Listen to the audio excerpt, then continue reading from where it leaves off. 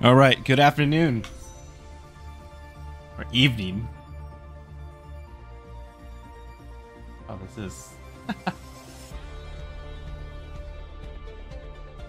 BN. That is true. Hello everybody, my name is Dark Knight. I'm your caster for this evening for a Division B West playoff meeting between Psistorm Probes and Clouded Minds. Yes, my little logo. I'm the master of picking up raids last second. That's like my thing.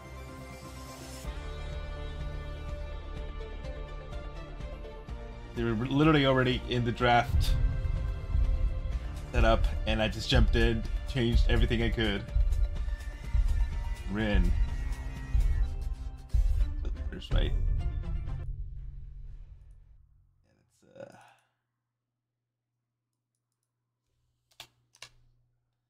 I'll change the ranks real quickly. Sorry about that.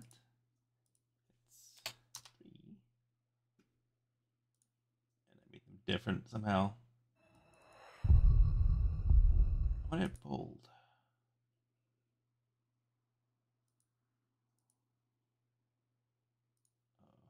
I think it changed whatever. You guys get different type of rankings. So it's a meeting between number 3 Psistorm versus number 6 Clouded Minds.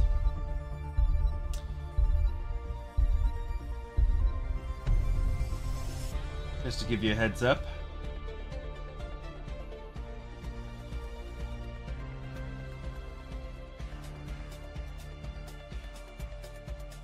Of the map selections, we had Psistorm take first pick. Clouded Mind banned Dragonshire. Then Psistorm banned Braxis. Clouded Mind banned Shrines. And then Psistorm banned Towers, with Clouded Mind selecting Alterac Paths.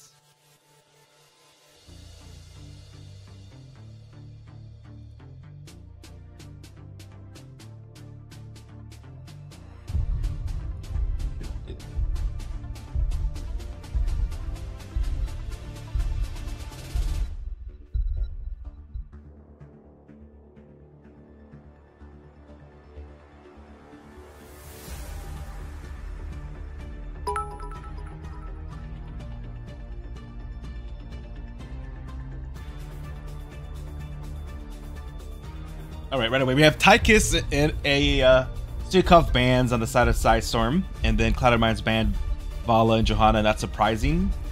With Junkrat, Rhaegar, and Blaze being picked up on the side of Psistorm. And Anduin and Sylvanas for the side of Clouded Minds, with the last band being Stitches.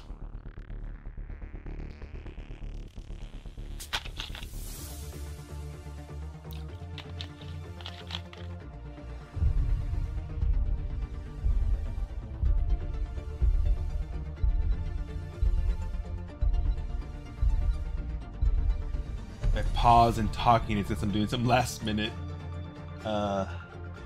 housekeeping to make sure everything's going well. Last time I had my stream on Sunday. I said last Sunday. It was a mess. So my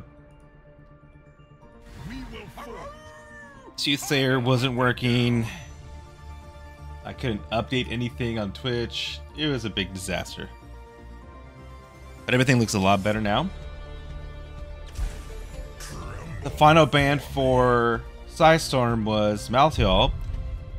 Then we had Varian and Hogger picked up on the side of Clouded Minds, with now Diablo and Falstad.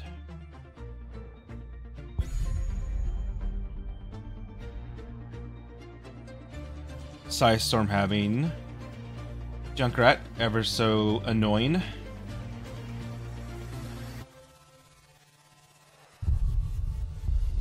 Some beefy lineups with Diablo and Blaze. Whereas Cloud of Mind's got Hogger, which is this is his main map, and we are seeing an opt to a triple front lineup with Imperius coming in for pretty much being there to, I imagine, to kill Diablo and Blaze. Very beefy.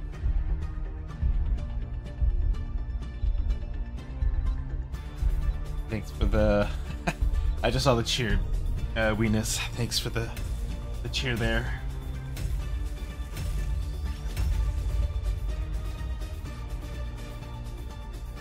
So with that, we'll get into game number 1.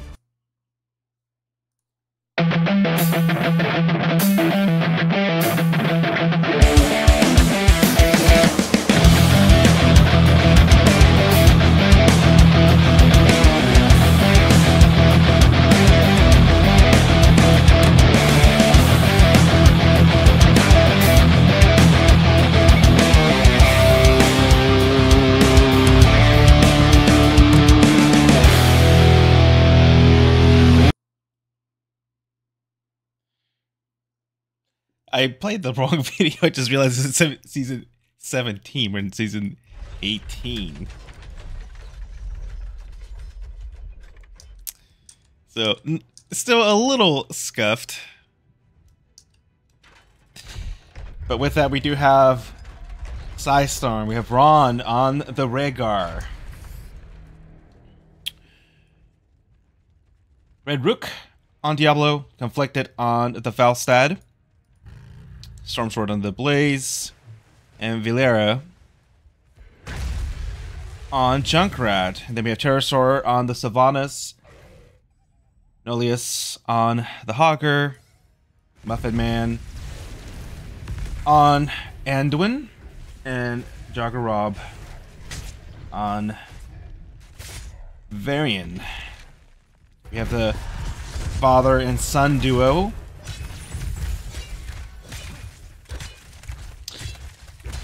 Right away, we did see Psistorm opting to split up. We didn't have our usual ARAM handshake in the middle. We do see Sylvanas move top, and right away we do see Hogger. And obviously, one of the big benefits of having Hogger is you can farm this on cooldown by yourself rather quickly. Oh, didn't use the loot. I mean, not necessary, but helps to make the area a little bit smaller, so you can churn that out a little bit faster. Although while we did have Psistorm respond with their own duo, and they actually were able to get it out faster than the Hogger, but obviously having to commit 2 team members.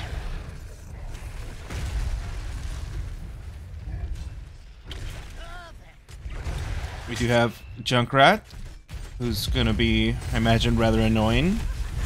Looking at the talents so far, we did have extra wound timers, so everything looks pretty normal. We do have Blaze with Adrenaline Simpack, but overall, Blaze obviously got a slight nerf to his offlane build, but still really solid. We do have Diablo going, W build likely. And on the side of Clouded Minds, we do see Imperius likely focusing to try and get... Oh! Falstad barely gets away. Likely would have been a dead bird there. We do have the first objective coming up.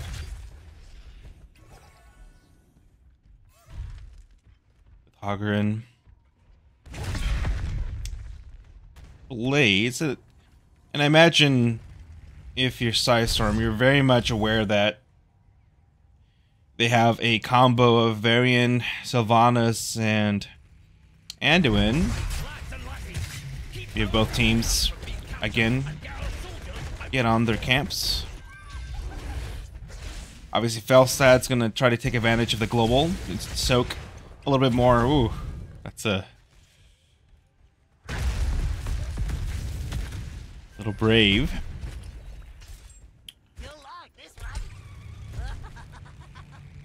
So with the global, I do think Psistorm has a slight advantage, at least getting to objectives. We do have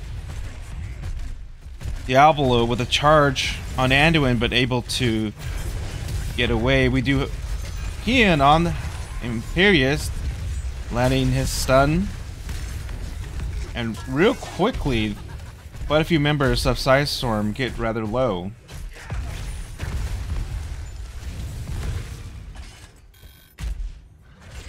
Oh, and that's what I forgot to do. I was trying to set up my predictions.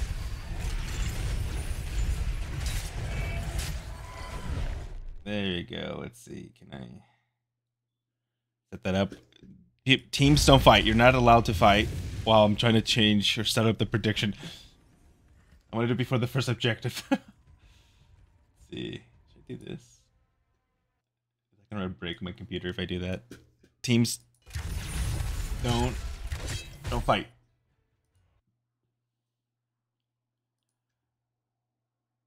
Oh, there you go. Teams don't fight. Please. Okay, we do have... Well, at least they're listening to me. They're kind of fighting, but no one's dying. We're not missing too much of the action. Like I said, both teams are trying to get to one first. There you go.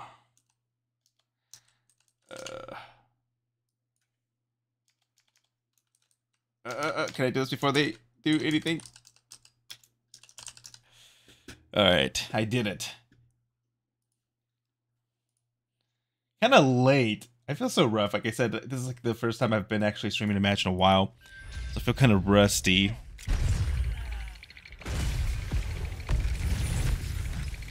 I get out the prediction in time, but it looks like both teams are just going to opt to play this game of who gets to 10 first, and both teams are doing really well on the soak.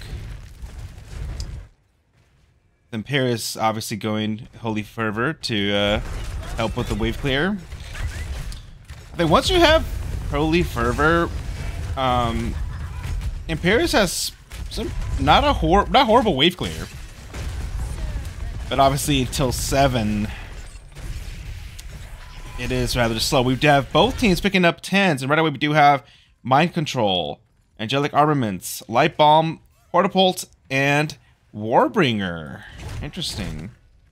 And then on the side of Psistorm, Riptire, Ancestral Healing, Bugger, Lightning Breath, and Gust. I think these both teams are just now. I guess we're waiting for level 20 now. We're just gonna wait for level 20 spike. I think we do have a ton coming in, and oh, a double stun and foul stat instantly blown up. Augur portapulting in, but Junkrat able to mind jump away, but with that. We do have Clouded Minds able to secure, or at least start the channel, not secure, at least start the channel for the first objective.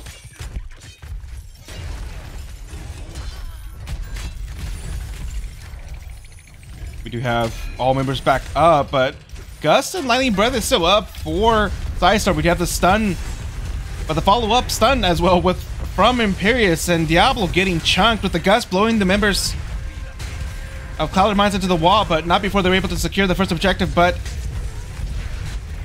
Diablo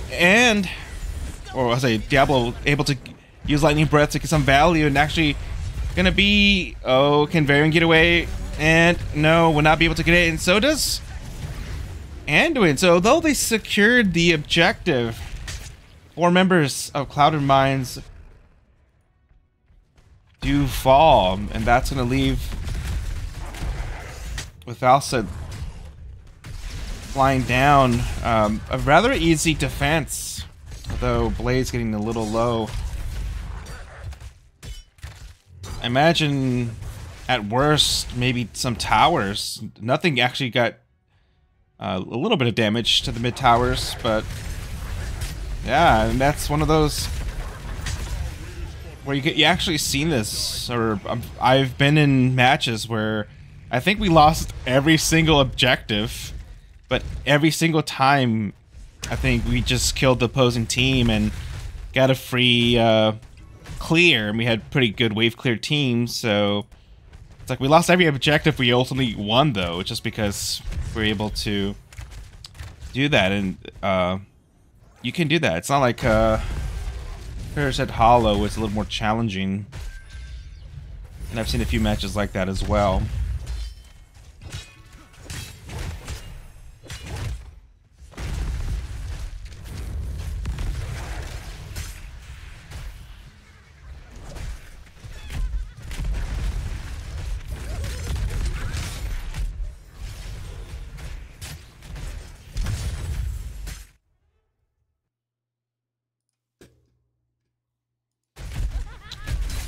And with that, we do have, even though they lost objective, Psistorm up just under 1 level. Oh, Diablo, gotta be careful. I was gonna say, Baron gets overpowered, but Diablo's on his own. Ancestral's healing does go out, but Imperius lands his stun with Horrible being used, and Diablo using Lightning Breath. The pull on Imperius to get him out of trouble, and Varian booped out. 3-person stun and follow up from Diablo. We do have Bunker coming out, and Diablo does go down. It looked like Imperius was in trouble, but was able to, at least the team of Cloud of Mines, to turn it around and secure the kill. And so, although that was trading souls, not something you like, but I guess against a Imperius, having full souls isn't as big as an incentive. This time we do have Hogger keeping up the soak with now Sylvanas and Anduin doing the camp, and Psistorm has done a really good job of getting their camp out consistently and also faster than Clouded Mines. We do have the second objective now up, with both teams hovering just before 16 with Psistorm about to get it. We do have the stun land on the Varian, and Juggernaut gets pulled. We do have Riptire go out, but again, oh, I'll say someone's sprayed, but likely a fat finger. I've done that so much as well. My sprays right is actually T, or yeah, T, and sometimes when I'm trying to press R frantically, I may accidentally spray people, and I'm like, I wasn't trying to spray you. Actually, very clumsy. But we do have the second objective being secured by Psistorm with Light Bomb and Storm Sword of the Blaze, able to use Bunker last second, but looks like we'll be able to. Oh, the Varian with a charge actually follow him. Looked like Blaze was almost about to get away, but we do have a 1-for-0 trade there. But let's see. It looks like, well, Varian's in trouble. It won't be as an easy of a clear for Clouded Mines, but I imagine they shouldn't lose any structures besides the towers, unless, Hogger. Oh, good. That Diablo was ready to charge in, but it looks like Hogger was able to sniff that out. Imperius is able to clear bottom, so did get towers down. Half of the fort top, and then the structurally about even. Both teams are pretty much missing their towers on their forts, and there's a little bit under half. So rather even, but with Sylvanas, obviously Clouded Mines has the potential. to be able to push with the Sylvanas. But we do have a boss call in response. And likely recognizing that as well. Clouded Minds also does their own boss call.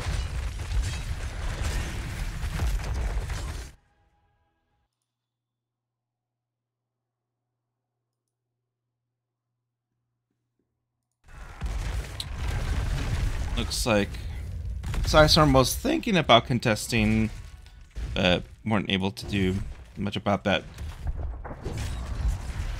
We do have mid go down.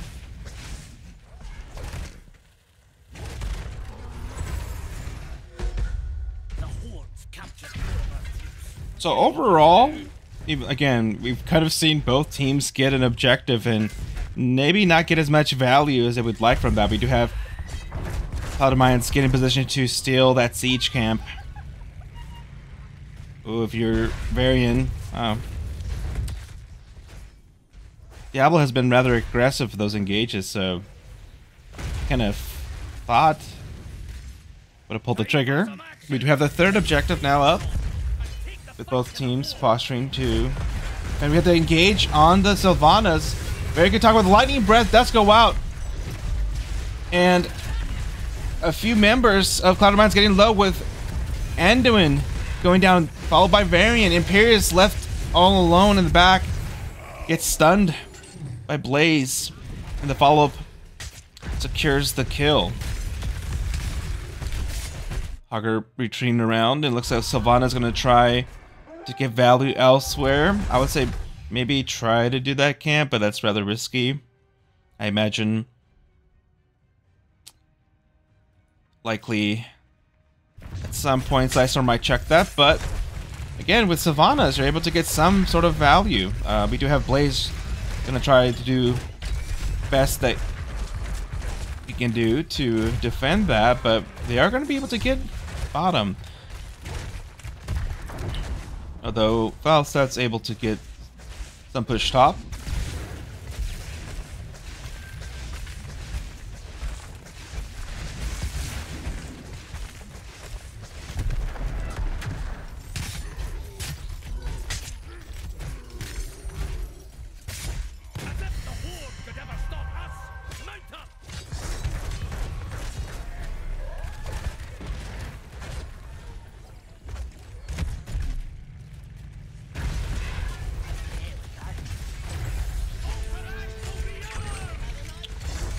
I imagine this particular objective is going to get quite a bit of value, so now keeps, or not the keeps are not fully exposed, but the forts are practically gone. Mid fort shouldn't take too long to get rid of.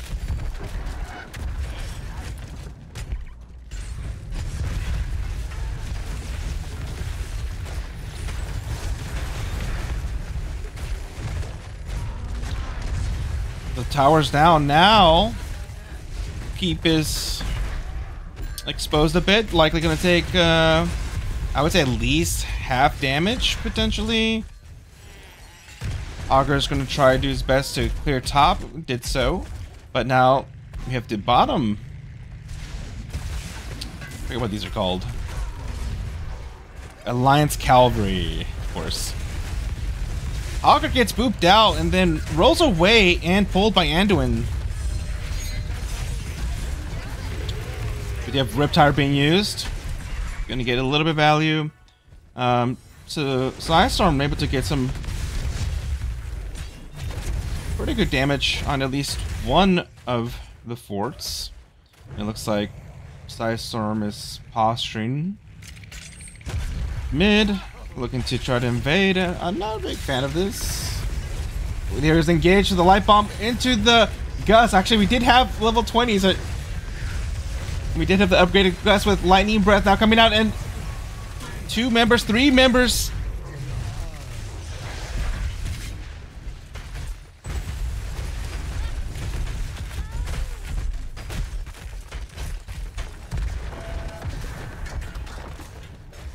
And I would say well, I guess this is the map that's hard to end with one keep, but looks like it's gonna be rather challenging.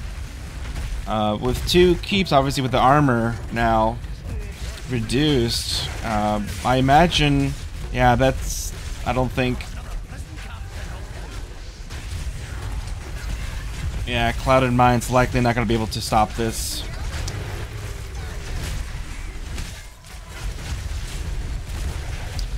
And with that, it looks like game number 1 going to be going over to the side of Psistorm. GG.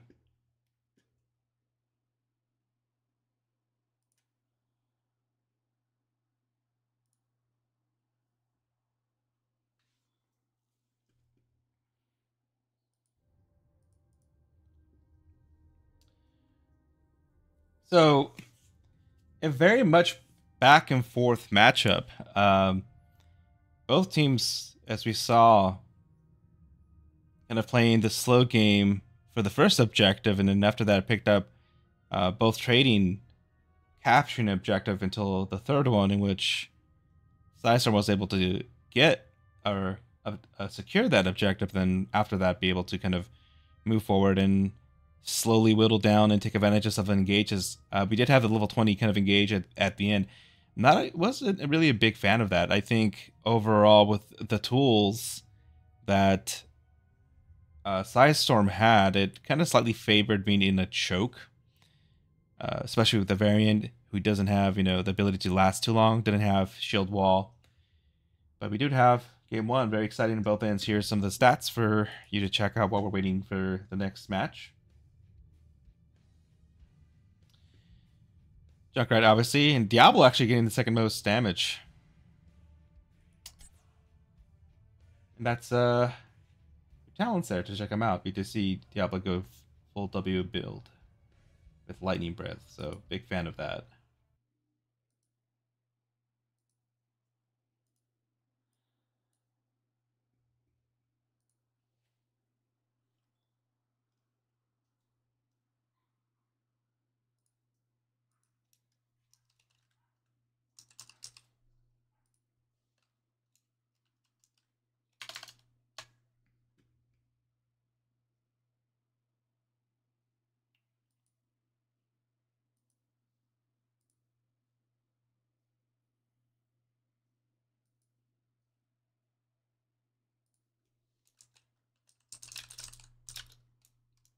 I do update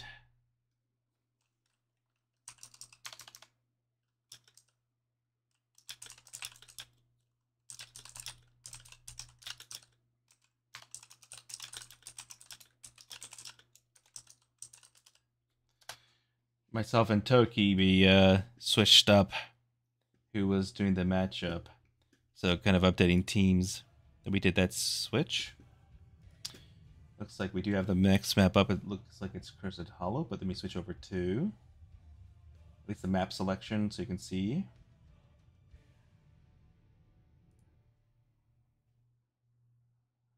There you go. While we wait.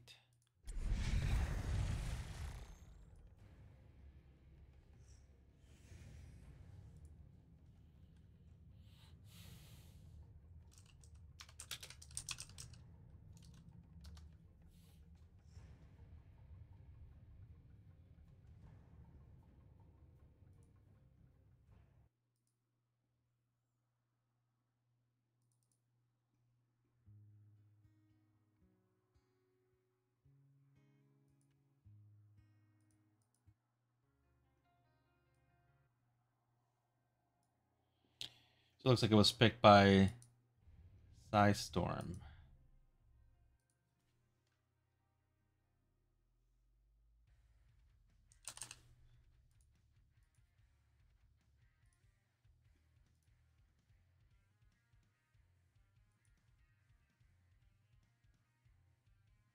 Oh, you know what? I have it wrong. The last one was actually... First map was selected by Clouded Minds.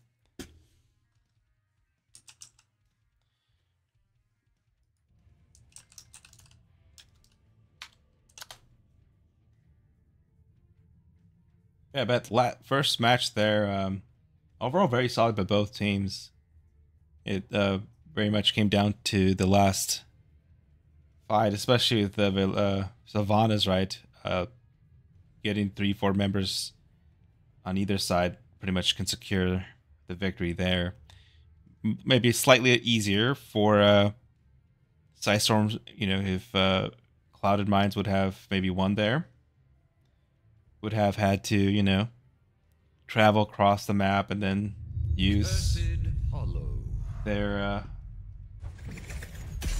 and that can be challenging, right? Because going to cross a full map and eat up on that time. But with that, we do have our draft starting.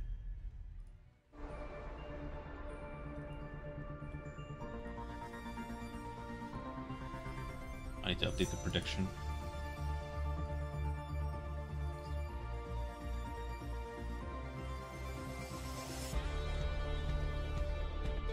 No one did it. Feels bad. It's also maybe because I didn't do it correctly this time.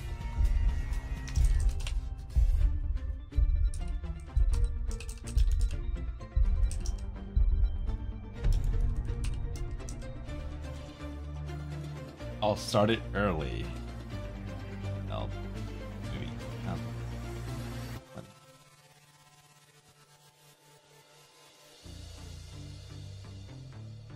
right, we do see Blaze being banned out. I think, yeah, Blaze did not only when you have a Diablo, right? It's already kind of beefy.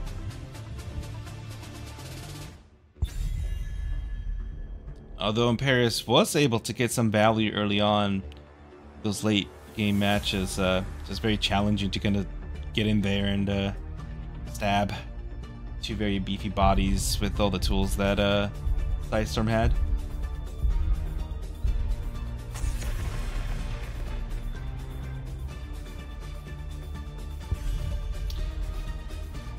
And actually, I'm gonna be right back 1 second. I'm gonna get my water while they're doing the draft.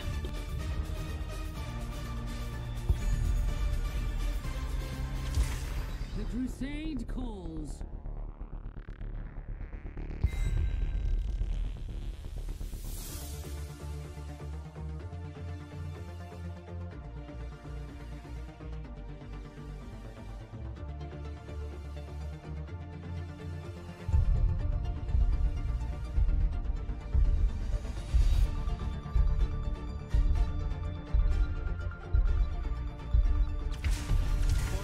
Victory for the Forsaken.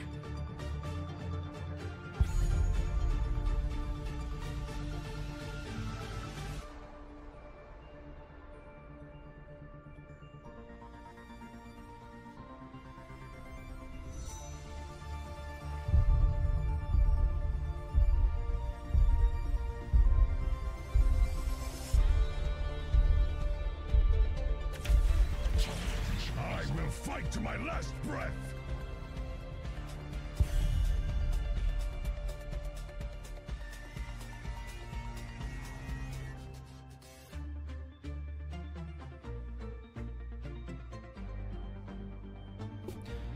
All right, made it back in time.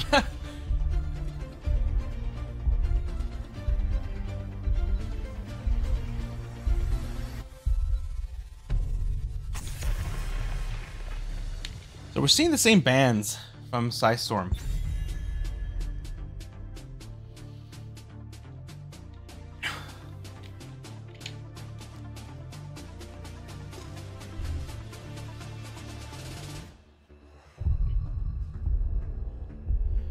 Tychus and Mouthfeel. And it looks like we have a tank choke going on as a strategy from Clouded Minds. We do have Johanna, Dahaka, and Rhaegar with Anduin and Sylvanas. So it looks like we have a switch, because last time, right,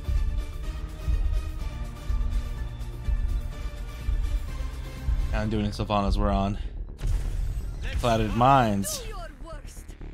We have Falstad and Yrel.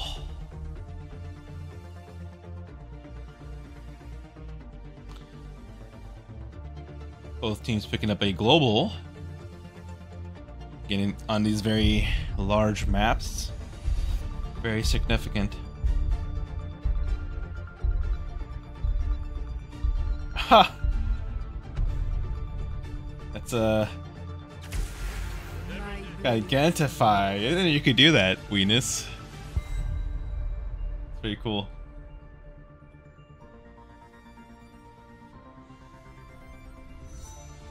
With Sonya and now Hanzo. So we're seeing Cloud Mind going with that triple front lineup again.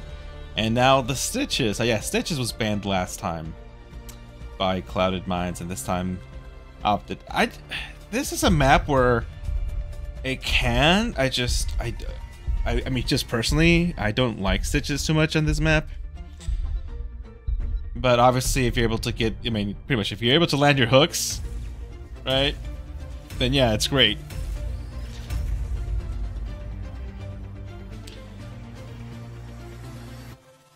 So with that, moving over to game number 2. I need to update the score as well. See you shortly.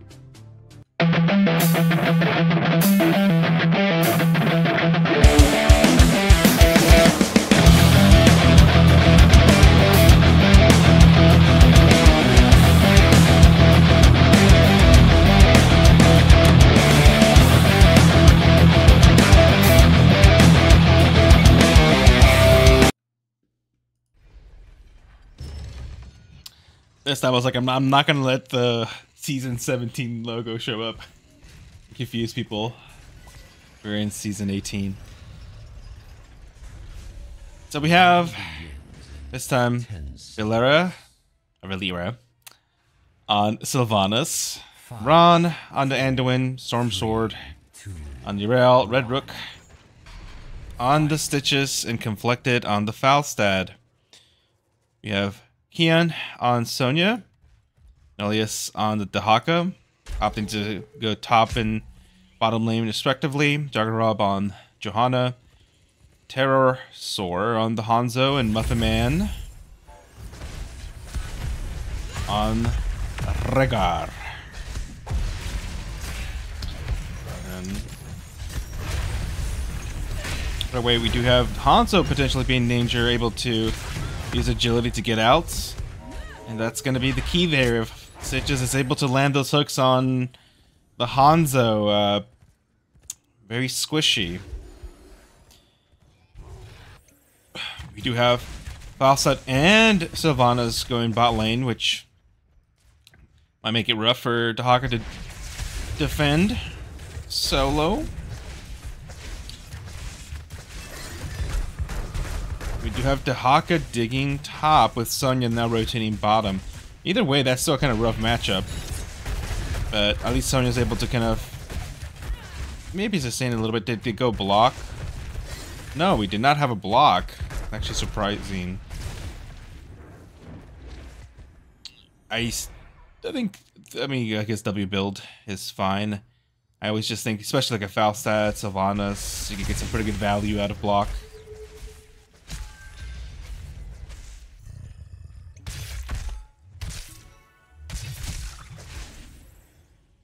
You have Psistorm taking the Bruiser, as well as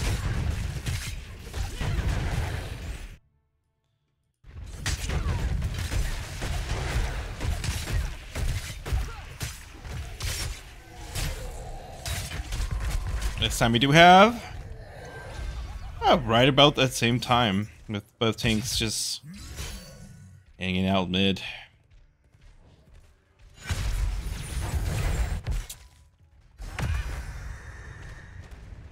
Want to see if Nilius can land a tongue as the Yrel's jumping in. When I play Dahaka versus Yrel, that's like one of my favorite things to do. Gather truth and earn my favor. Not enough hard. We did have. Oh, that hook landed on the Sonya, but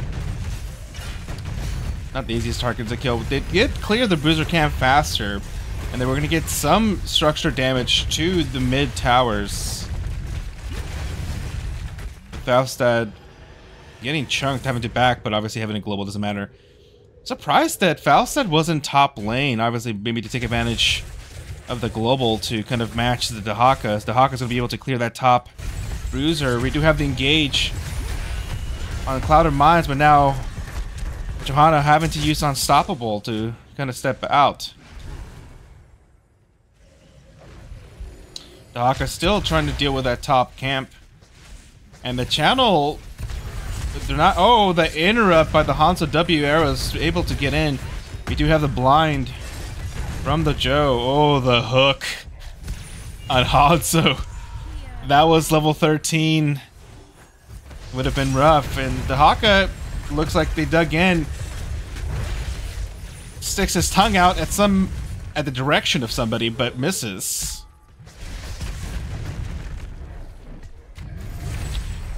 So Falstad very smart with the positioning.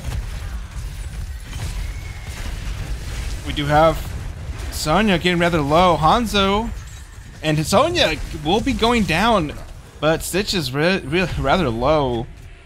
It looks like Cloud Mines are going to maybe try to stall as much as they can safely. I mean, obviously with Joe. But, oh, does Joe have trait? No, I don't think. Oh, and Joe was getting dangerously low. Able to get away with both teams, or at least a few members of each opted to reset. Looks like they were getting some value top, but no. A little bit of damage to the tower. Hawker not able to land that. Licky. On-screen celebration. What? I don't even know what. I'll be honest, we just. Thanks for the redemption. I don't even remember what I put. Horrible caster. On-screen celebration. I'm gonna do this. This is my on-screen. Zoom in and out real quickly. Scuffed. Scammed.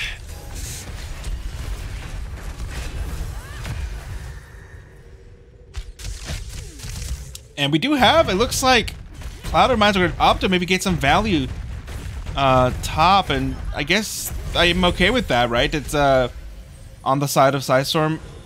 Hanzo, better be careful. Oh. That hook wasn't going to land even if it was 13, but still rather challenging. Falsta's going to try to do the best to slow down this push. It looks like both members opting to back out with Urel coming in for the support. And Hanzo! And we do have 10s picked up by both teams, and Bleshed's shield used up to secure the kill on the Sylvanas. We have Blessed Shield, Ancestral Healing, Leap, Isolation, and Dragon Arrow. No Dragon Noodles today. We have Mind Control, Light Bomb, Sacred Ground, Forge, and Gust. You obviously saw that in one of the more recent patches. Hero got some buffs, and Sacred Ground had a damage or a reduction in its cooldown, which I think was very much needed because the cooldown was so long that it was just not very useful to ever take that. I still think it's very selective. I think most of the time taking the other alt is a lot better. I think if you're like in Dragonshire and you have the point control, and you could get some pretty good value out of that. I guess you can say you're gonna point control this area here. But now, with this objective on the side of Cloud Mines, boss call by Psistorm. I do like that. The Hawker's trying to get some push top. Right away, we do have Falsa trying to fly in and stop that, but very much like game one, both teams recognizing that the other's doing a boss and then either respond with a boss call of their own. Although bottom can get a little bit more value because of Savannah's being able to get some push. And Dahaka, if you're in this, oh, I was gonna say, if you're Dahaka, this is not where you want to be. There's nowhere to hide. We do have light bump being used and Dahaka getting low. We do have the leap on the Savannah. Oh, and Savannah's does go down. Very good engage by Sonya. But I don't think... Oh, we do have Blessed Shield, and looks like they're going to try to secure a second. And Dragon's Arrow, and Isolation! And yes! Stitches is a very beefy boy, but using their, what, 3 ults help secure the Stitches, which I'm not... I guess the objectives come back up, so it kind of even works out a little bit. By the time the next channel comes in, likely their ults are going to be back up. I said they did invest quite a bit of ults. Oh yeah, no problem, Sloth. This one's going to be a little bit better than your cast the other day. That one was super last second as well. But I had so much issues with my Soothsayer and also my OBS. It was just a mess.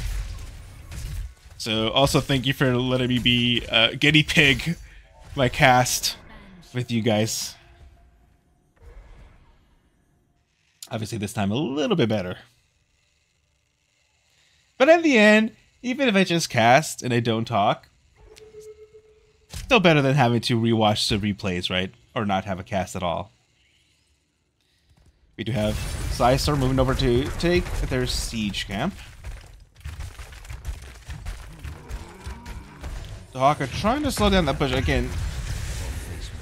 If you're Dahaka, you gotta be careful. I guess you're kind of beefy, but if you're Dahaka, this is like the worst spot to be in. There's like no bushes whatsoever.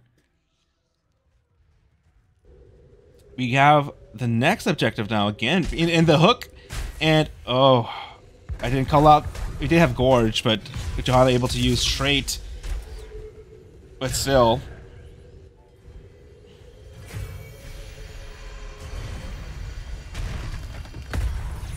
Ooh. Blessed Shield being used, follow up with the leap and arrow combo. Mind control being used, but isolation, much of the ults not landing on the same targets. We do now see an example of Urel getting, I guess, some value from the armor. Let's see, right now at this point, now you just have to leave. And so I still think the other ult's a little bit better because of that in this particular area. We do have now it's back up. Oh, that hook now, such as having level 13 hook. So I guess Urel's.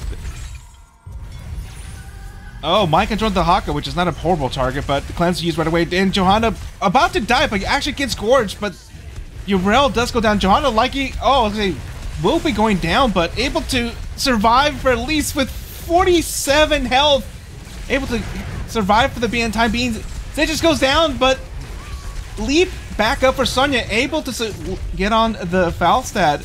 And Johanna, who for sure thought was going to be dead there. Clouded Mind's able to get an ace on Psistorm.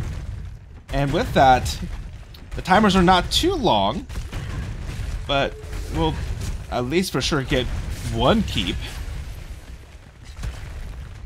to set up their win condition, even if at minimum that's all they get. Although we do have Stitches come back up, and Falstad is coming. This is where you do have to be mindful. Falstad can make a play to try to fly behind them, and that's exactly what the Falstad was trying to do. The hook lands on the Sonya. The Horde gets the Sonya, but I think Leap is up. No, Leap is not up. It was about to be up, but even then, mind control was used. And that's exactly what I just said. You have to be mindful that Falstad's going to be there, likely going to try to fly behind you and gust you back. And although it didn't exactly gust him back too much, gust him enough into the wall that Stitches was able to follow up with the hook. And with that, we do have Psistorm.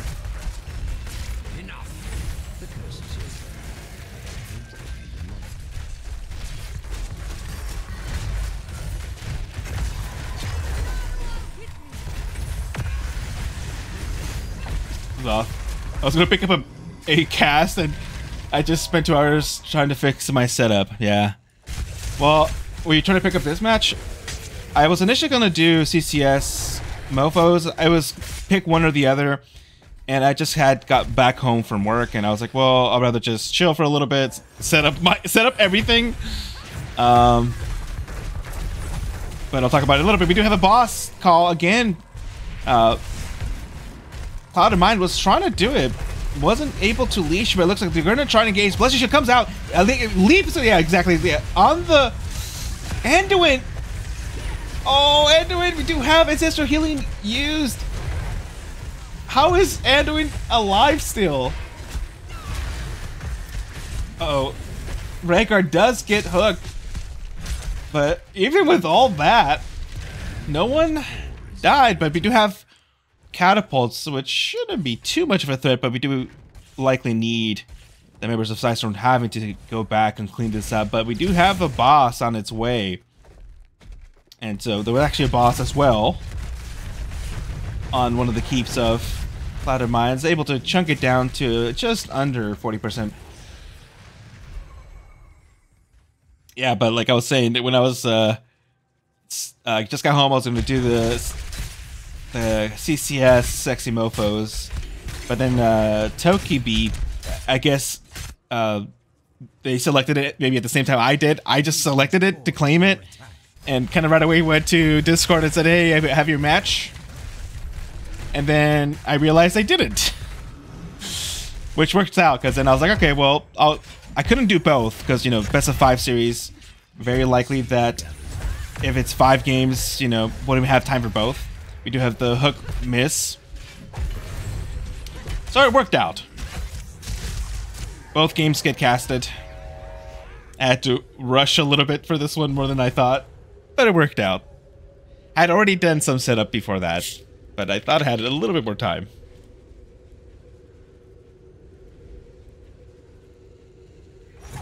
We still do have objective that can be channeled. It looks like, ooh, that's stun. We do have the 20s. We have the will of the, oh, it's like not 20s yet. We're about to hit 20s. That jumped the gun there. Hook on the Johanna, using Unstoppable, so at least able to, for now, secure it. And so both teams, right, Psistorm is in the position, if they're able to get a few kills, obviously with the objective, pretty much can secure the win. We have Hook come out and just a little too short. And Dahaka did go Lurker and Tunneling, so in case it gets a hooked. Ooh, yeah, I was about to say.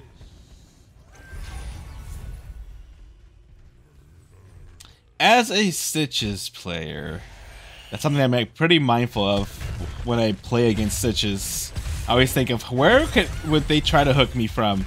Oh, and the hook on the Rhaegar does get the pull and the gust, and it looks like Rhaegar will be going down, and that is, I mean, if you're Cloud of Minds, you just run. I grow tired. And it oh, so I don't think that would have landed, but yeah, you don't want to find out. I think Sonya maybe still gets away. Oh, it's only Yrel and Stitches there, and Gorge was not back up. But, yeah, very good job of securing the bottom camp. I mean, they still have 2 forts. Obviously, these are going to go down with the objective.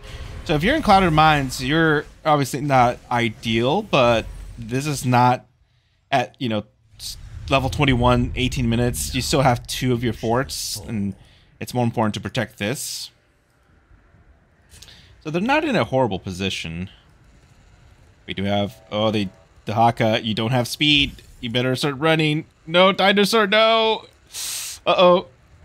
This is, I would say you would have wanted to save that. Bless your shield. Oh, we do have a 3-person silence and arrow. That's a lot of ults used to try to save the Hawk, obviously not having the speed. And Yrel's gonna try to bump into the wall again. No. Mind control. We do have level 20s for both teams. We do have Bullseye, Contagion. We do have a fight under the keep, which is, you know, obviously not really a keep right now as far as defenses. And more importantly, you just want to not get hooked, not get mind controlled. But with that, even then, oh yeah, I mean, both of these are going to go down. But still.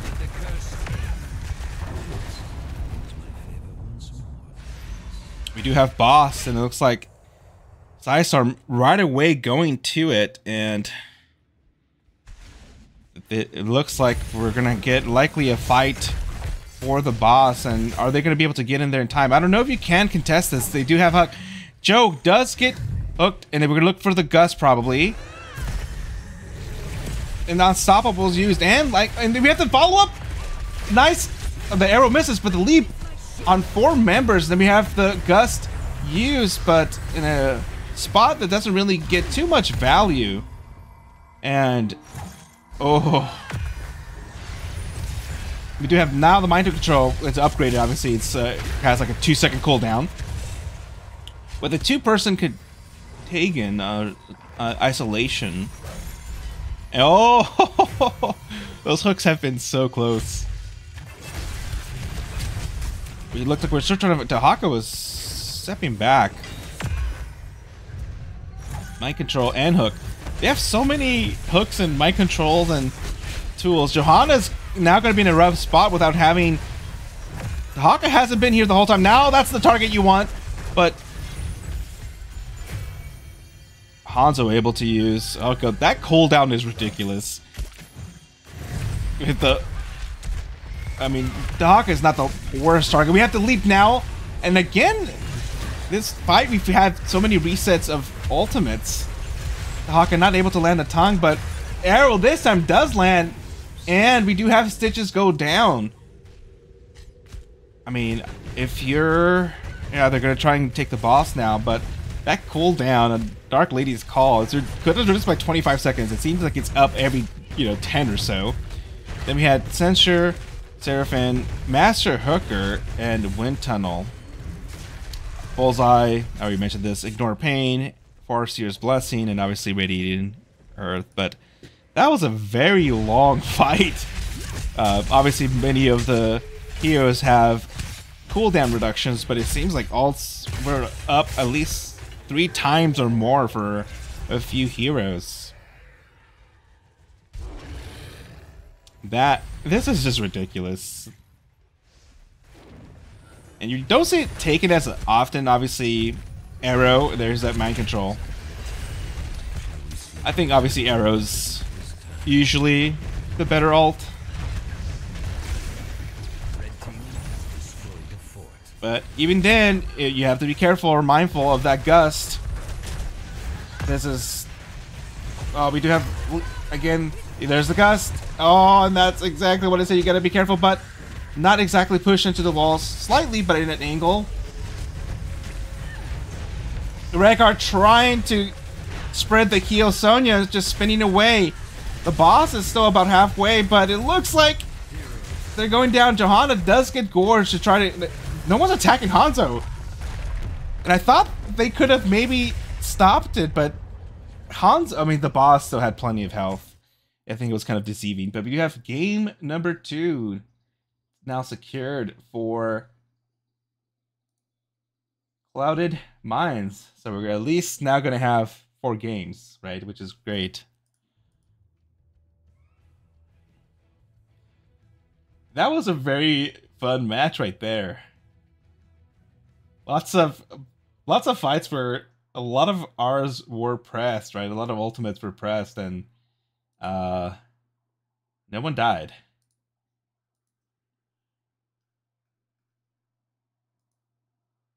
There you go. Now, this is when I need to have my assistant take over and help me with this. Also, what happened is usually I control a lot of these things with my tablet, and then my tablet broke. So then I can't do that, and I was trying to set up my phone, but I got a new phone, and my remote thingy for OBS wasn't set up. So it's just, you know, it's been very annoying, but not bad. Anyways, very exciting matchup. We do have top damage Hanzo Pterosaur actually did really well. At the end, I mean, no one really was targeting Hanzo, but I guess Hanzo doesn't have super amazing siege. It mostly was the boss. That match did go for 22 minutes, and they have relatively low death count, 6 to 9.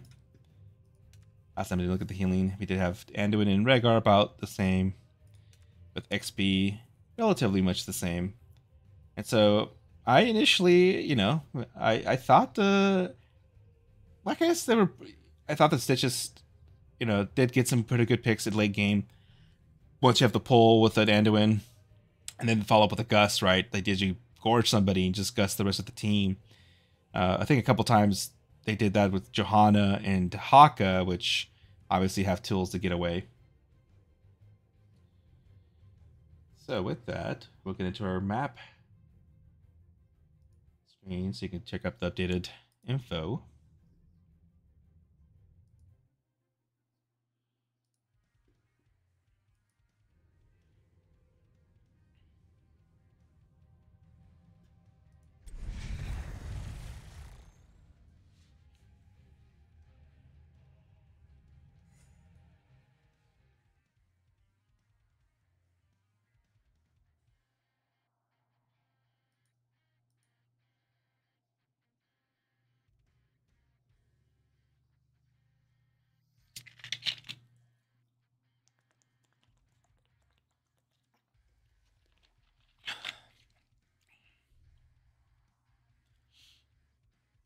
King of Hots, it's tied 1-1. I didn't have the score updated, but now it's updated. There might have been a delay.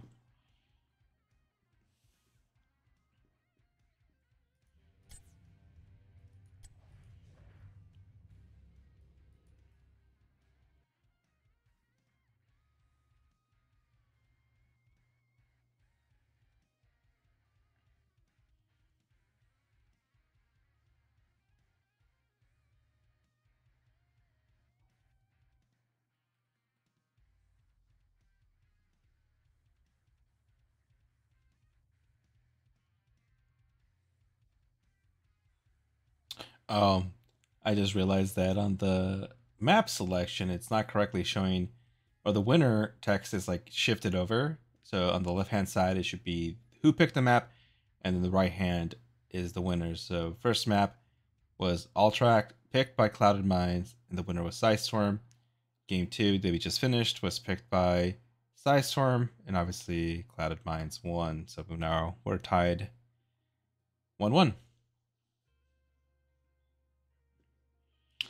And looks like we're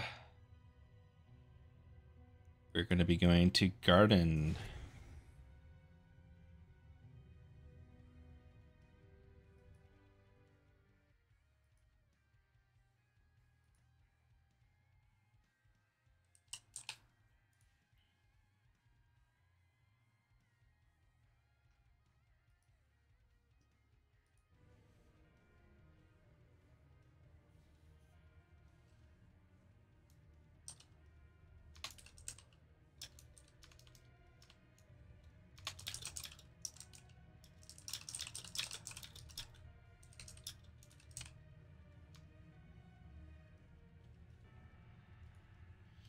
So, trying to figure out who picked Garden. So pretty much been playing all the big maps. Obviously, that would make sense. So we had Braxis, Towers, and I guess Infernal's kind of like a medium big. Wait. Oh, did I mark one incorrectly as banned? I think I did. I had to ask the captains to send me a note of what got banned. It was banned shrines. Dragonshire was banned, not Alterac. I need to update that. There you go. That's what was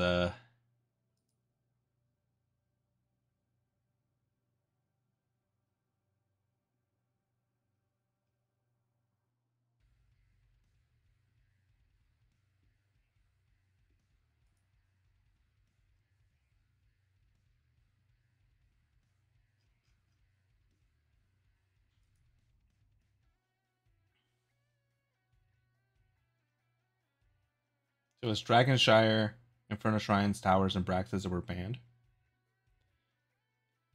So most of the large maps were left.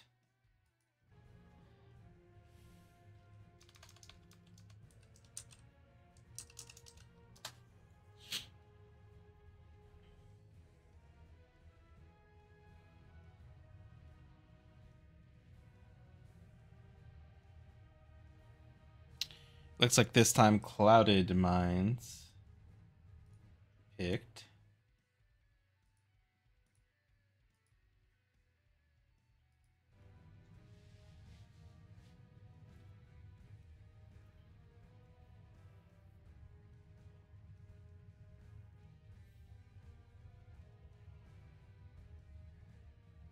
So Psistorm then opted to go get first pick. So it looks like they have probably something they want to prio. I imagine that they're probably going to try to prio Blaze here. Unless they have something very specific they cooked up and maybe they've been practicing. I think Psistorm likely wants to get that Blaze. I think very much Blaze, even after the slight nerfs, very much contested. I can pull up my stats of the storm real quickly.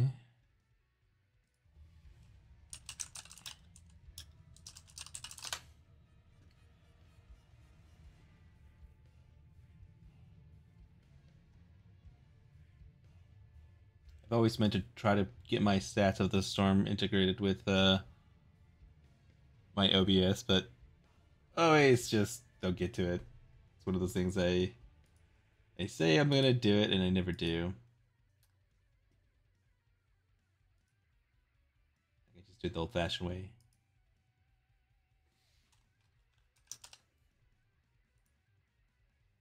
Looks like both. At least one of the teams is ready. These longer series take a toll. You need to get up and stretch, get some water. I'm, for the most part, very used to talking for a while. I work in a capacity where I often have to talk a couple hours, a few hours at a time. But after a long day of, interacting with people and talking for the whole day, I get home and then cast, and then I was feeling that first match. I was like, oh, I need water. Getting rather thirsty here. Looks like both teams now are ready, and moving now to game number 3.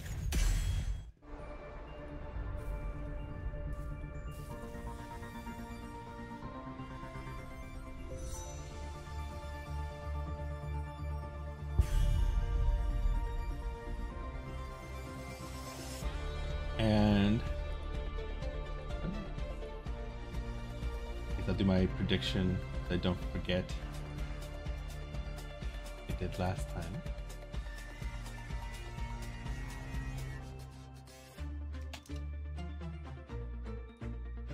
I'll start it again now. We do have Stukov being banned out, and so I think Psistorm has been consistent with banning out Stukov and Tychus. See if they would do the same bans. We do have the Diablo being banned out again. I would be curious to Clouded Mines. Wait. Okay. That means Blaze. I really feel like Psistorm is going to prio Blaze here.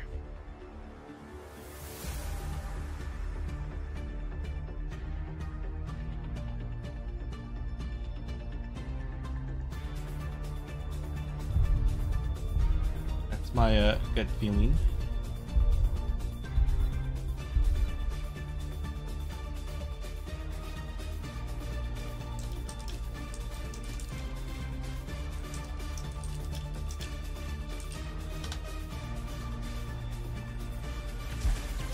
Yep.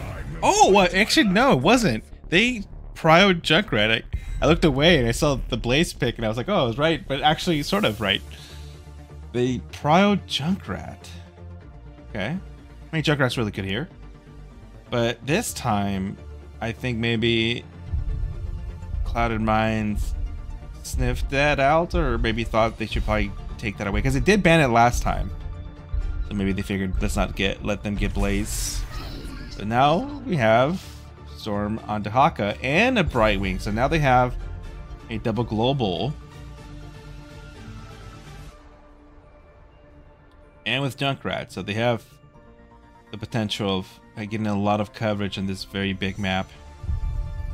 Obviously lots of bushes on this map for Dahaka to run around, especially if you go with the race cart build. But the last spam, we do have Falstad. I don't know if going Falstad here would have been good anyways for Psistorm. I mean, you don't want that triple, but globals are only... So something that I learned a few years ago in the last BlizzCon, that HOTS was actually part of BlizzCon. What was it, the 2018 BlizzCon? Yeah, so we do have the same bands, Stukov, Tychus, and Malthael. But they mentioned during the panel, they were talking about development. And this is when Orphea was released. Or no, it was when Deathwing was released. And in that discussion, they were talking about how they balance heroes. And they use an approach of giving heroes three... They use like a triangle of abilities. And they try to give heroes 3 things that they're going to be good at. So that helps limit, you know, a hero to, so they can't be good at everything. Obviously, that would make them very oppressive. So, like, heroes who have a global, they're balanced with, obviously, they can't mount, but also balanced with, you know, their damage is going to be lower in general, and, you know, other limitations.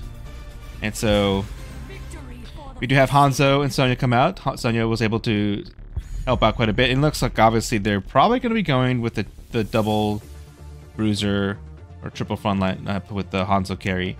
We do have Garrosh and then Sylvanas again being picked. But the idea is, like I was saying, and Hogger. So Blaze is the quote tank, or Hogger tank, right? Utility for Artanis picks Hoku.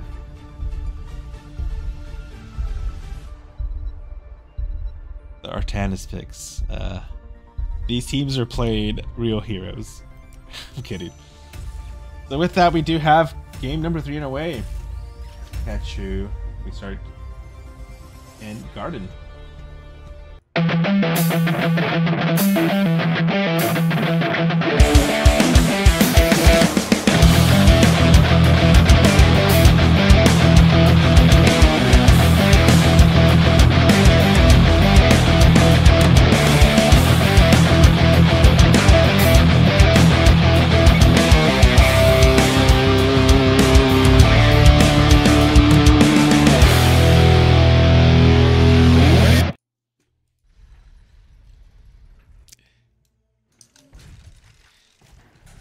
So now we're in Garden.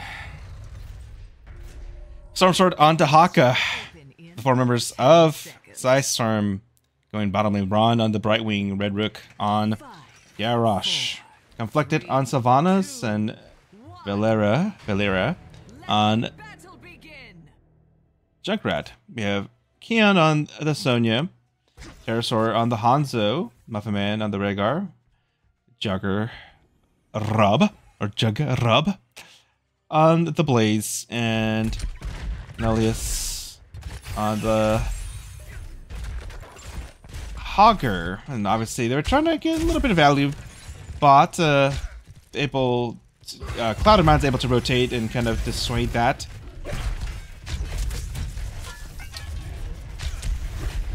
I'm surprised they didn't just push everybody in one lane and, you know, had Dehaka dig up, and, you know, that could have got maybe a little bit more value.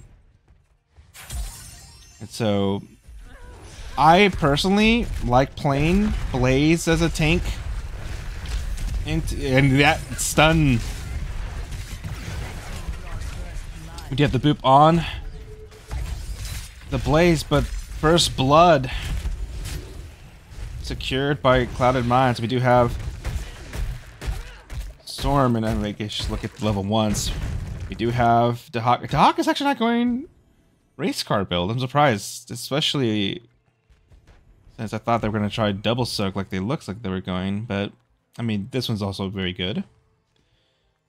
Usually I would see that more on maybe Dragonshire. Do have Hogger doing Hogger things, Rhaegar doing Rhaegar things. Both teams trying to get their camps out. That's something both teams actually have been doing rather well. It's getting their camps out, and we do have Haka dancing. There's nothing much else we can do between waves. Oh, heroes. You're just in time. The first of the tributes Gather them first. on the side of or favoring the side of Clouded Minds, with the 3 of the members going bot to help slow down the push of the siege camp. We do have Hogger and Sonya trying to finish up the top camp. Going to be a little bit slower, but with the Dehaka, that's just going to force the Dehaka to probably just stay up there and clear that. We do have now all 5 members, or actually 4 members, getting to the bottom. We do have Hanzo being booped over, and they're going to try to chase the Hanzo, but Hanzo's able to get away, and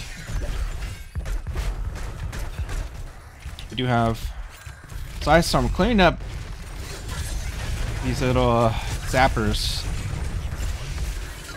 Garrosh having to use his toss defensively to prevent an engage by Clouded Minds, and what I figured would have happened. I'm actually surprised. I thought they would have just stayed to maybe try to clear top. What we saw in game 1 was them just opting to clear, and also in Cursed Hollow, both teams kind of opted to get some value while the objective was on the opposing team's side.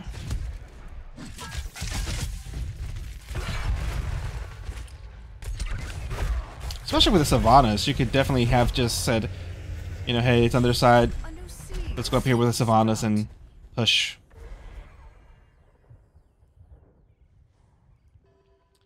Savannas is going to be taking the top siege, with Dehaka now being bot lane. I think that's something that didn't happen last time as well, where they had Falstad and the objective was on the other side, and obviously not taking advantage of the global. And so good job on the side of Psistorm, making sure they're on the opposite side of the objective so they can make use of that global. That's it. We do have Clouded Minds trying to whittle away at these little, what are they called anyway? No. Shambler. That's what they're called. Blaze being tossed in, but again, as oh, that's a very nice bounce, or fortunate bounce, knocking that Blaze on the other side of the wall, but not much. With the Blaze, you have pretty good poke to stop. So with Hanzo and Blaze,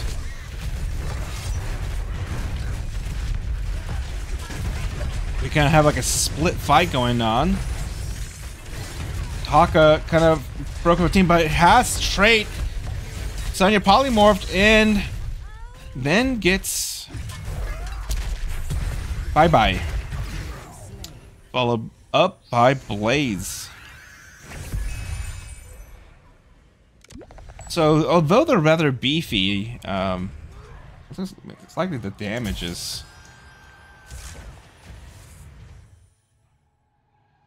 It's 5, right? I forget which one it is. We can just do this, right? There you go. So yeah, the Hanzo's actually doing pretty good at damage, but besides that, this Junkrat and Sylvanas are doing a bit of work. We do have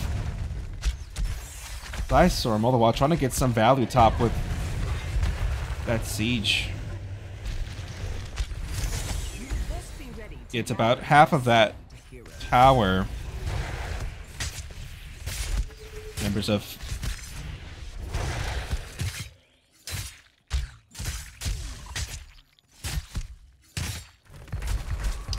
you do have both the globals top. Well, jungler Garrosh looks with that they're often to just push top, which I kind of said that Cloud of Mine should have done when the objective was on the side of. Oh, we do have the Tanglun on the Blaze. Oh, we do have level 10s, and we have Bunker with Shockwave and Leap, Ancestral Healing, and Arrow. So lots of stuns. That's a lot of stuns.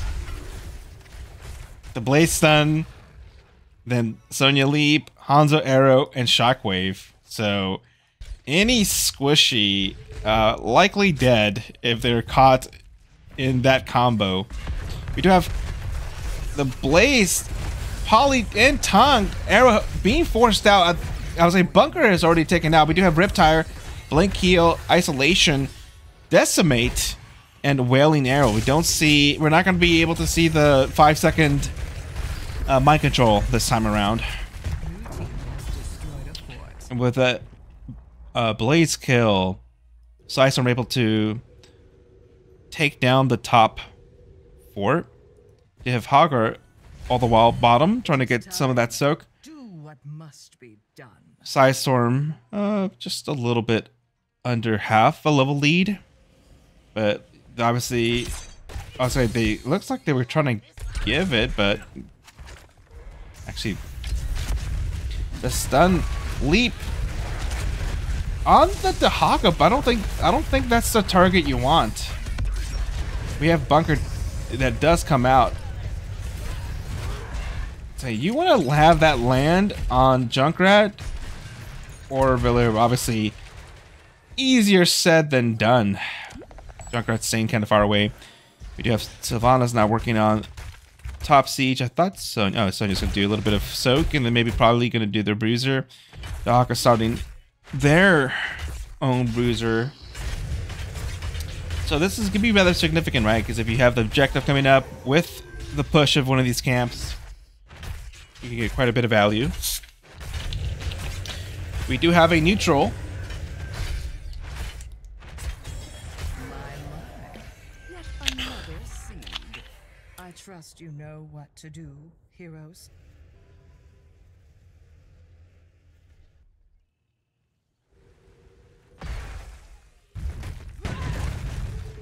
It's something that looks like Brightman's going to stay up there.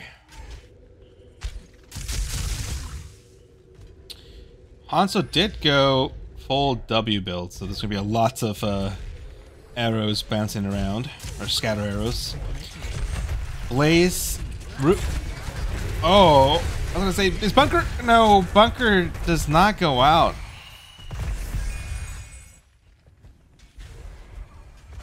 And I was about to say, oh yeah, Bunker was a cooldown.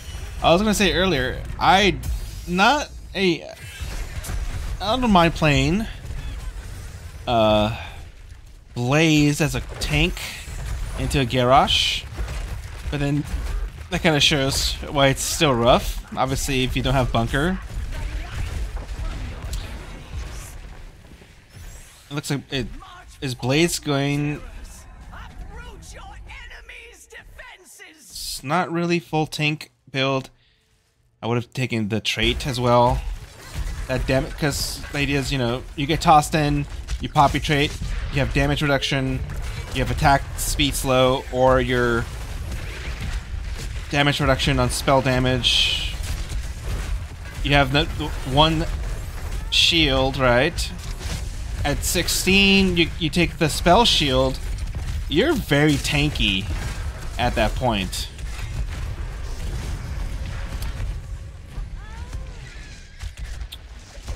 I think based on how Blaze has like the second or third most as far as base kit. The Blaze is indeed very beefy. Rise, my terrors. I think I saw someone calculate the effective health pool that Blaze can have with the full kind of trait, or so the full trait and also the defensive tank build, and it's something like 10k-ish. I read someone. I should probably run that. But with like the shield and then the follow-up shield and the armor, it's like effective health pool is like 20k, not 20k, like 10k at like level 20. It's pretty nutty. Obviously, I think a Stitch is right. Technically, can get beyond that. Glow build or something.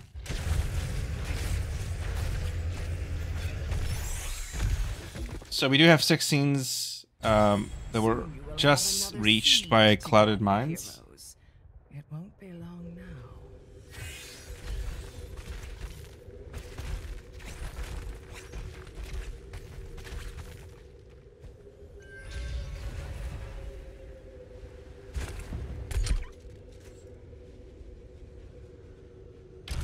Oh, I was gonna say that Junkrat. I was kind of just looking at what's happening, but I realized that Junkrat's in a very bad position. But Sonya also goes down. We did have Arrow go out, then Bunker comes out. I think being used as a kind of a zoning tool. Hanzo, I think, opting to get away. Looks like they're all just. That was a very lucky bounce with Lilius. The Junkrat went like up here, then back here, then go through there. Or maybe that was calculated, right?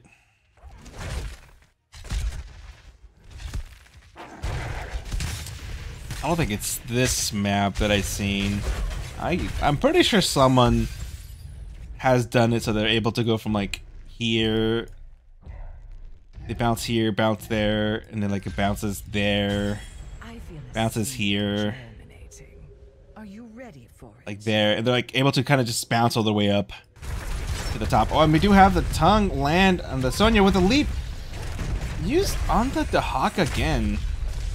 I will say I'm not a big fan of the leaps going on the Dahaka. Dahaka's, besides Ningarash, obviously, the two targets you don't really want to invest that engage on. I don't think I've yet to see all of the stuns used in sequence. Oh, Hanzo!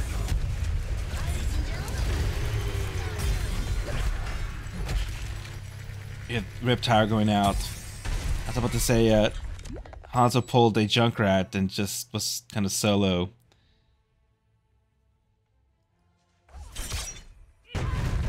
Or pulled a me.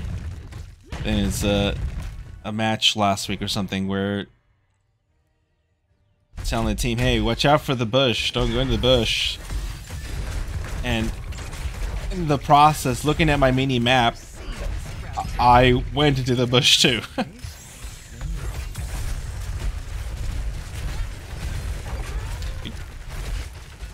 So we do have the Bruiser camp able to secure or aid.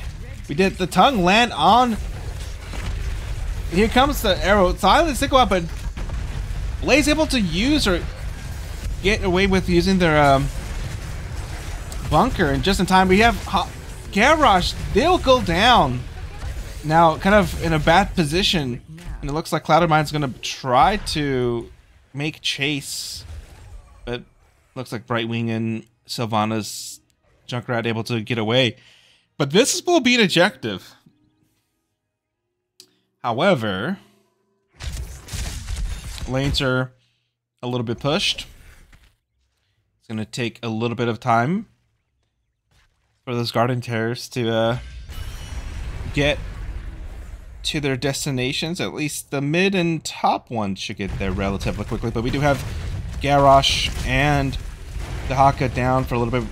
In the meantime, they did get level 20. We do have Cannonball, Speedy Dragon, Contagion, Deadly Calm, and Bolt of the Storm.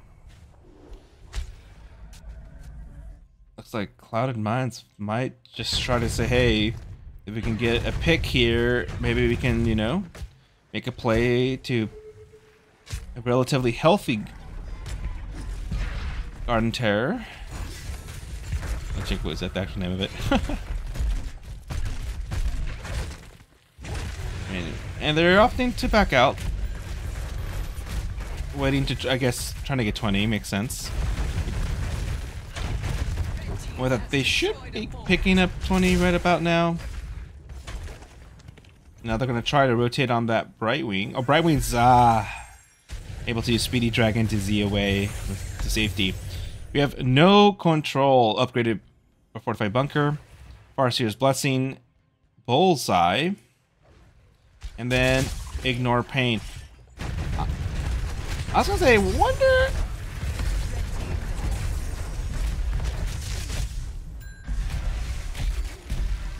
That would have been interesting or fun to see if, well, again, Dragon Noodles didn't get, you know, selected. But if we could have seen a level 20 setup for Crater with Dragon Noodles, would have been kind of fun. And looks like they're just looking for a fight. The leap, there you go. I was like, that's the target you want on the Brightwing, but Sonya, oh no. I was gonna say the Ancestral Healing doesn't go out, and Blaze goes down, and with that, all of a sudden, we have Clouded Minds trying to run away. Oh, we do. That's, can they end this? I mean, they have Sylvanas. I mean, they don't have a healer, so that is kind of rough. It looks like they're just going to back up. I don't know. I mean, yeah, I get it. Without a healer. Anzo does hurt quite a bit, especially that W build. Also has a stun. But like I said, I think that's the first time we saw, or at least that I... Obviously, a lot of chaos going on, but the leap actually landed on a target that wasn't the Haka.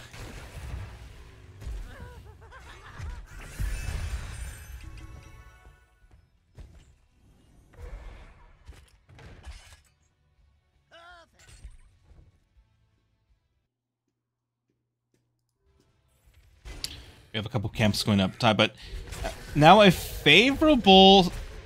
and this is where you're gonna make the decision. Do we want to try and fight this, or are we gonna try to let them... Oh, Sonya gets sniffed out. Looks like Junkrat's gonna try. Arrow goes out, hits a Junkrat. Rip tire on the fight in this choke. Not where you want to be, but we do have the leap, and again, that looked like that went on the Hawk again. No Control being popped, but No Control is able to save at least for a second, and it looks like now the members of Clouded Minds just trying to get away. Likely that Rhaegar gets polyed and tossed, and then we do have a 2-to-1, but very much, ooh, those W arrows hurt quite a bit, but this might be a very difficult defense. Level 20, we do have, you know, Hanzo is okay with W, not the worst. But we have a camp and a terror bot. They're gonna have to, you're gonna get pressure from two spots. They have catapults. It's just a lot of pressure on the core. Hanzo trying best, and yeah, this is just too much. And a Junkrat. And with that, game number 3. Going to the side of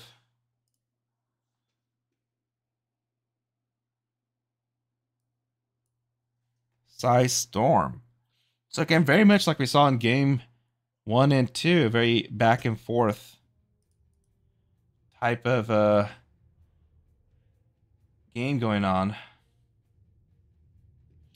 With the actually Junkrat, not the top, but Hanzo doing quite a bit of work, but the combination of Junkrat and Sylvana is able to do quite a bit. Actually, the Blaze being the next closest, and then the Sonya, and then Hogger. Hogger went full kind of standard build, yeah, I believe, yeah. I almost feel like could have get maybe more value out of the, is it the W build? The less frequently picked build, but it's just very hard for a Hogger to get in there, right? With the Right Wing, with the Dahaka, with the Garrosh, with the Junkrat, you know, that's a real, and Sylvana's, you know, silence. That's a real rough kind of engage there for a Hogger. I think they did have the tools. I feel like they just had maybe too many stuns and then not enough damage. I think with the Blaze stun, the Sonya leap, and Shockwave, that would have been plenty for Hanzo to use, you know, the Dragon Noodles, Dragon Strike.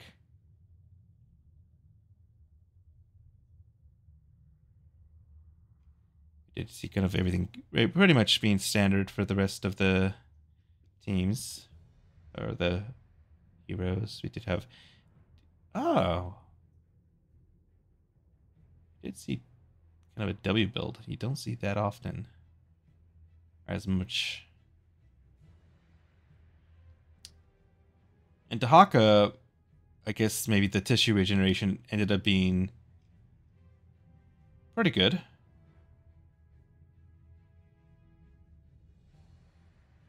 Was the target of many of the leaps. And like as I mentioned before, I wasn't a huge fan of that. I thought they should have focused on the backline a little bit. Obviously, easier said than done. It's not easy to get into that, you know, Bright Wing, Junkrat when they're way back there. So with that, we'll look at real quickly at our map select screen. It looks like we're going to be going to Tomb.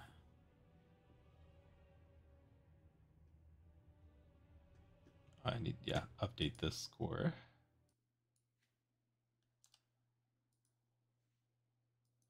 That's 2-1. We at least will get a game 4 at minimum.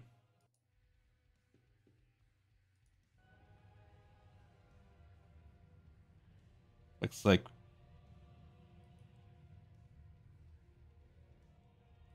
teams have to take a little bit of a break. Not surprising.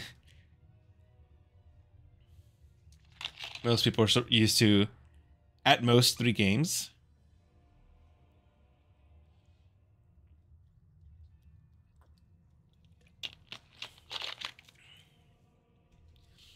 And this is when you gain an appreciation for those old tournaments of HOTS where you get, you know, best of 5, best of 7, right? And individuals will be in a day tourney, so they're going best of 5, best of 5, best of 5, best of 7, right? Within, you know, 2 days. So can't imagine how that can be rather exhausting.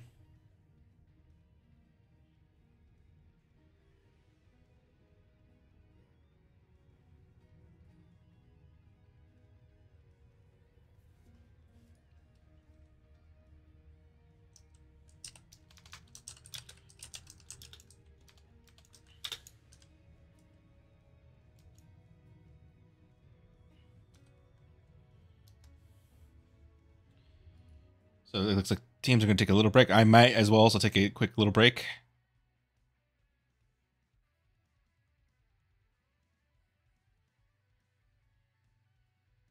So I'll see you shortly before the next match.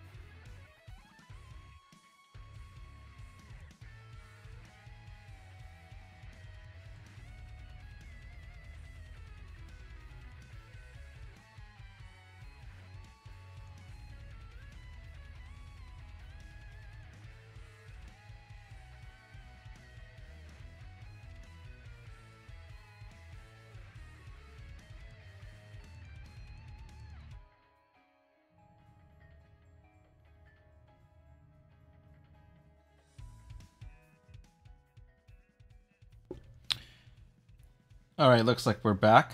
Both teams are readying up, and we're gonna get going into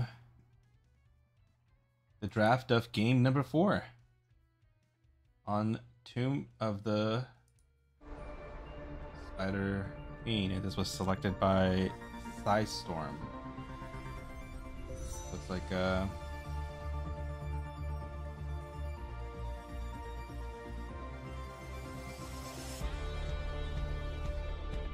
opting for the first pick this time.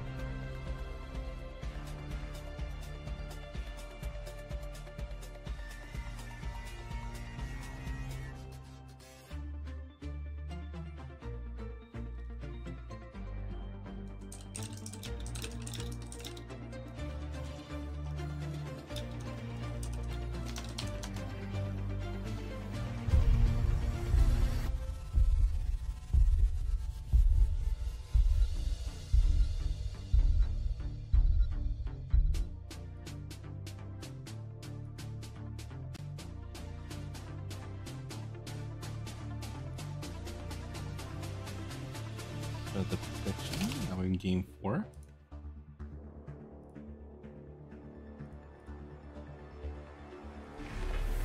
Now it looks like Clouded Minds opted to go back to the banning of Diablo and Blaze, follow up with Stukov and I imagine it's gonna be Tychus again.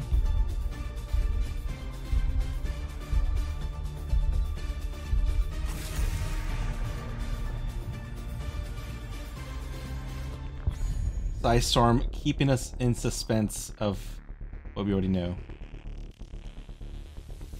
They've consistently, yeah, they've had the same 3 bans now. At least the first 2. The last 4 drafts. Hey, if it's working, why did it fix it? But we do have Johanna being picked up, and then right away, Junkrat and Varian.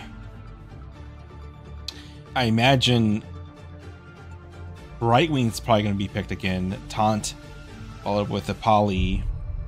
Very annoying, even for a Johanna. We do have Anduin this time to help with that, and Maltil, which usually has been banned, this time gets picked earlier before the next of the bans. So a lot of minds changing their strategy a bit to kind of ensure get one of the picks that looks like it was banned quite a bit.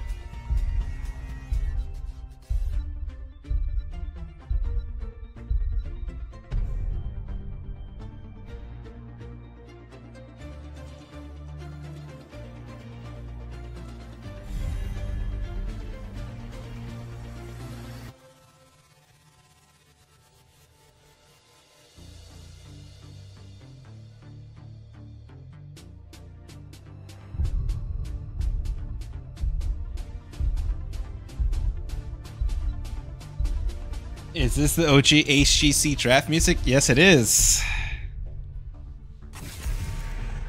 And there's that Brightwing band. Yeah, I definitely would say you did not want to have that Brightwing in there.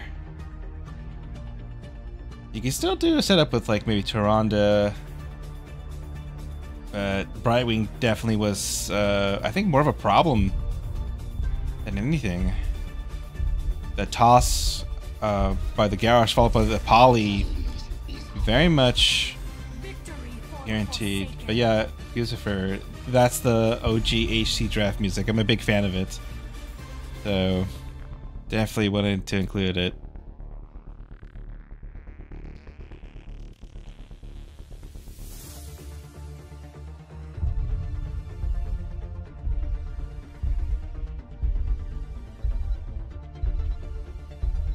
We did now see a Sonya, which has been effective, especially in some of the games. And now we get the Thrall. Thrall now more so, I say more viable, obviously because of the buffs. A little bit more hectic. The weaknesses are still kind of there, right? Of wave clear, but very much plays more of the role. I've seen quite a bit now in the 4-man. And now we have Deckard Cain. So we could still get a setup, right? Taunt with the Dorito chip stun follow-up. And we did have a Dahaka. I'm myself a very big fan of Dahaka on this map, even though you might say it's a smaller map. Right, and global heroes aren't as, quote, useful here, but especially, for example, if you lose the bottom tower, that's a very long rotation. Dahaka kind of helps with that because you're able to kind of soak that rather easily and then join team fights. Still, you know, you have your tongue, right? That is a pretty good stun and a very good follow-up or a setup for a taunt. So, and then obviously I imagine Sylvanas likely gonna go mind control here. So the idea is you have the taunt with a tongue followed with a Dorito followed with the 5-second mind control. I was kind of distracted. But anyways, now we're in the game. I had to switch over to the screen. Oh god. I like it for trying to make conversation, get a little distracted. Battle begins in 10 seconds. 5, 4, There we go. We have Red Rook on the Varian. Valera on the Junkrat, Conflicted on the Sylvanas, Stormsword on the Haka, Ron on the Deckard Cain, Nolius on the new and improved War Chief. Oh, well, not my War Chief, one of the War Chiefs. Thrall, Johanna being paid by the Juggerod, Muffin Man on the Anduin. I think. Oh yeah, and Kian on LTL. So let's see about talents. Oh, the Tan landing on that Thrall, able to get pulled out by Anduin, but that's where Thrall's gonna have to be very careful. And is Thrall gonna go?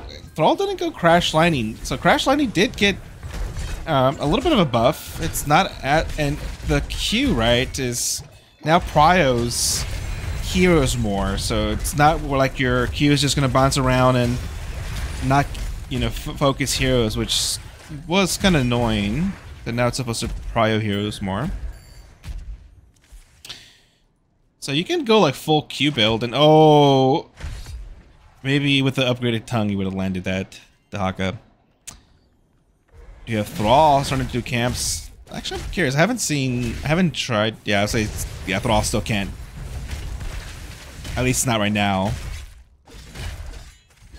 Be able to do that. We do have Lion's Maw, Overwhelming Affliction, Tissue Regeneration again, Sapphire, and Extra Wound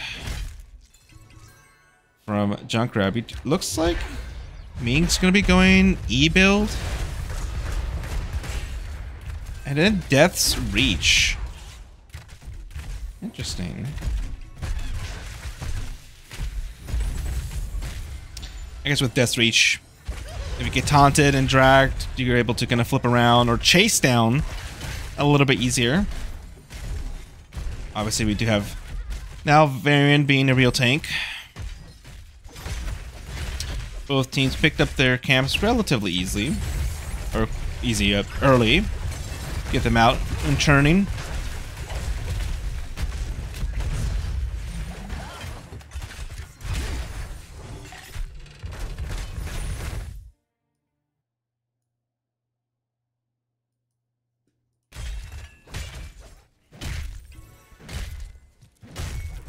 So again, the key for Clouded Mind is going to be surviving the taunt, followed by the Dorito, the tongue. Obviously, there's going to be a mind control, I imagine. The silence still works here. But I think that level 20 was just super annoying. We do have Sylvanas now with Junkrat and then making a push for top to get... Looks like they're going to at least get one tower. And then with that, they do get some value, then get away. Psistorm has done a really good job of trying to get early value in structures.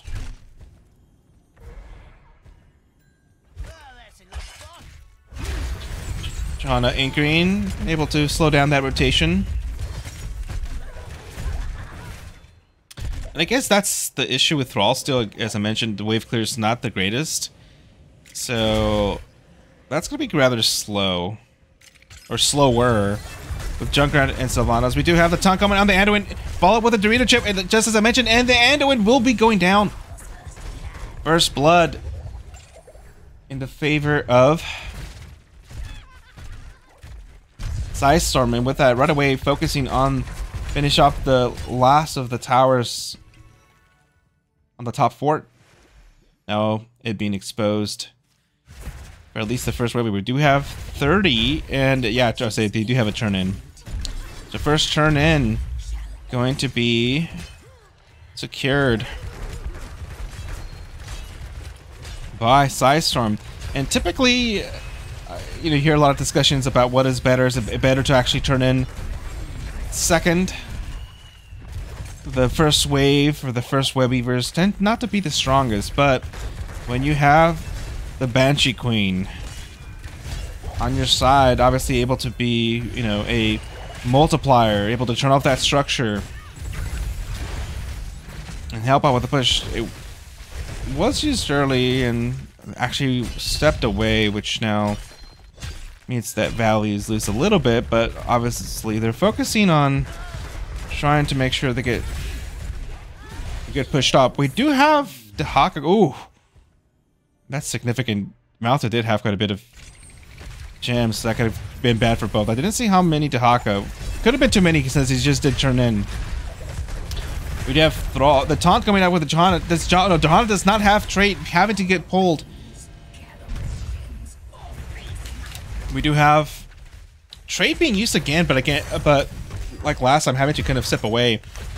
They were able to get at least just, so yeah, more than half, about a third of that top fort. But even with that, well, we have now, oh, I missed that, but that was not good. That was 30 gems. I mean, they still have quite a bit of gems, but you know, 30 gems is still a pretty big number that you don't want to lose. Now they're going to make a move. And I will say, I'm not the biggest fan of Li Ming here.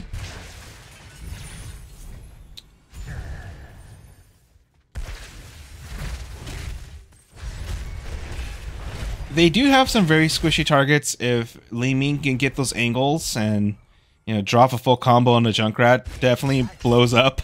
You know, that Junkrat does blow up like a piñata. But often there's so many minions, there isn't a lot of space in general, right? There's the objective, there's other things in the way, and I feel like Ming has a hard time getting those angles compared to, for example, you know, Battlefield of Eternity and some other maps. This bomb's for you.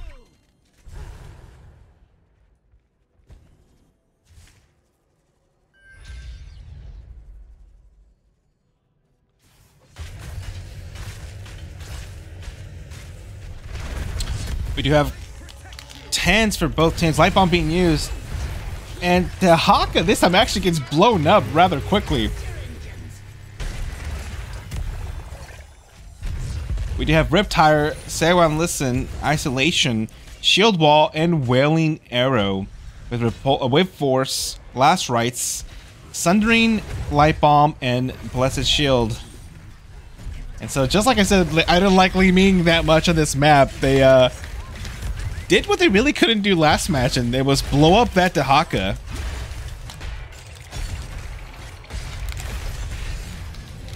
And it only took 2 ults, Blessed Shield and Light Bomb.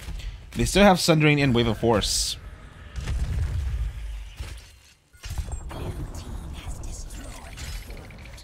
We did have top fort go down though. But let's see how much value they're gonna be able to get. Imagine mid's gonna, yeah, be gone before they even get anything going. Stop me if he's not big money. And again, this is where the Hawkeye is actually still very valuable. Clearing bottom, but can be able to dig up and join the fight is actually obviously significant. Let's see if we can see a flank. Does Hawkeye have?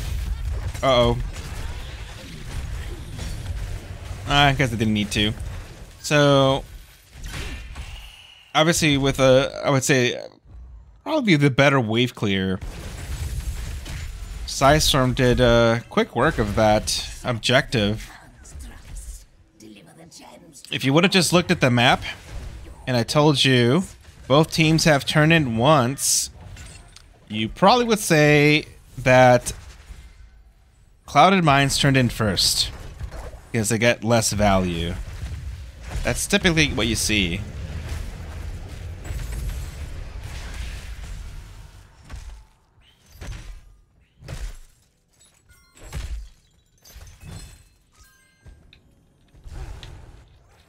Oh, this'll be good.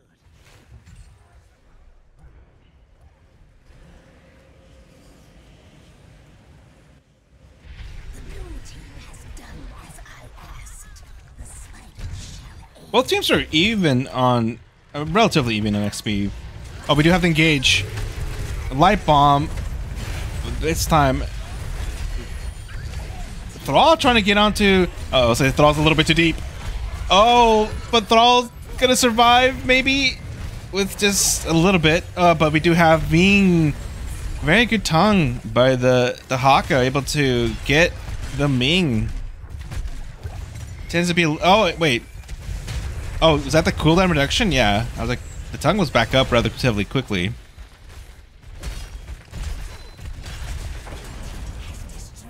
Or maybe Ming's already low. But this is where the push power of Psistorm.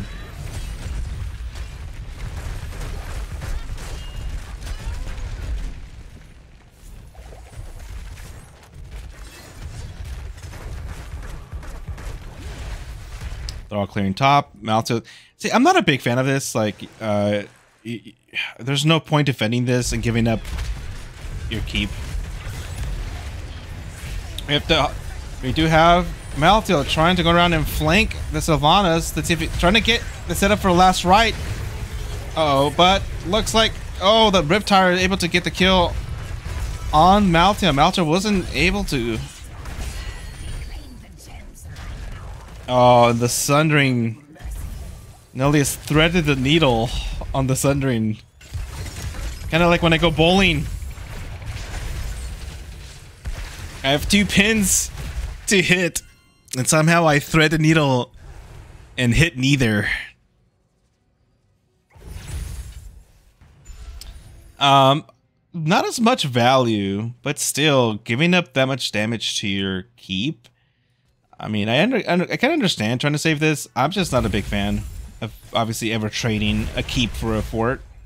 To save a fort, I should say. Takas looks like they're trying to do that camp, but then recognized.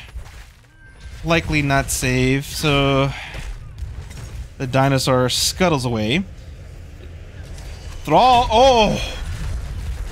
Thrall thought they were safe. But very patient play by Psistorm, and that's 24, and that hurts, even though Cloud9 still has a turn-in. That's now about 55 gems. We have the Mustache followed by the Junkrat, and the Junkrat gets blown up, but Li Ming in trouble as a consequence, and that's exactly who you want to get rid of. So with that, if you're Cloud of Mines, you need to try to get in position and turn in as soon as possible, because Psistorm can, yeah, they're gonna get it. Yeah, very good move on the part of Psistorm. Recognized we gotta just turn in what we got, and even if it's not gonna be a full push, at least it stops some of the engage. Ideally, Cloud of Mines want to get their turn in as soon as possible, but obviously having to clear some of the camps. Clear some of the lanes. The whiffering. Yeah.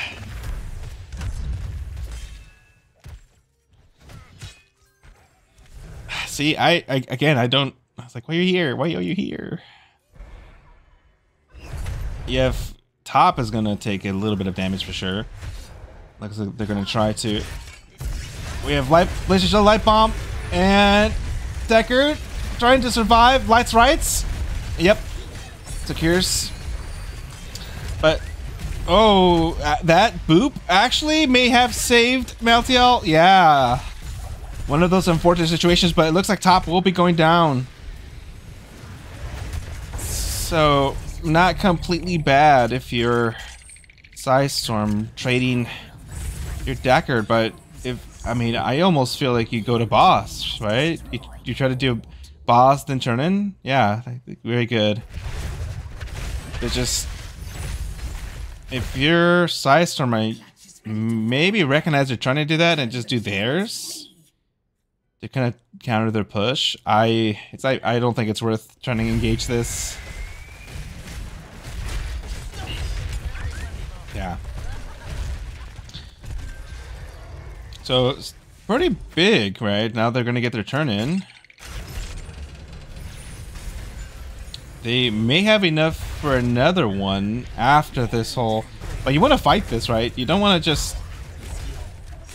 And that's what I'm like, not a big fan of as well. At times, like, you have this, you want to fight under that. That's stun. That's a free stun. Now they recognize they can't be there. And the boss pretty much dead at this point. And you almost want to be like, hey, we need to make a play, get a couple kills, potentially try to end, right? I don't think Cloud of Mines is in desperation mode yet, but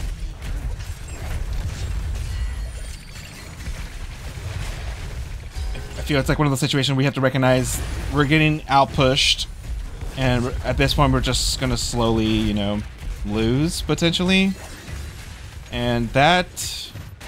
Flash of Shield with the Light Bomb. We do have the tongue and... Oh, the Malteo thought was going to get away, but does not. Thrall gets bumped away, and Johanna in trouble right now.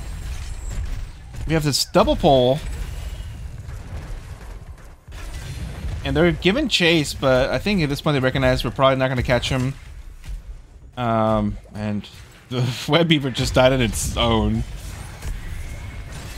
I mean, so yeah, and that's why I kind of said you kind of have to potentially just make a play. We have level 20s for Psistorm, Cannonball, Perfect Gems, Contagion, Glory of the Alliance, and Bolt of the Storm. And that's why I mean, like, you're kind of in a position where now you're kind of have to waiting for 20. If you're Psistorm, you just take the map. You're about to get turned, and you're a little bit away, right? About 15 gems away.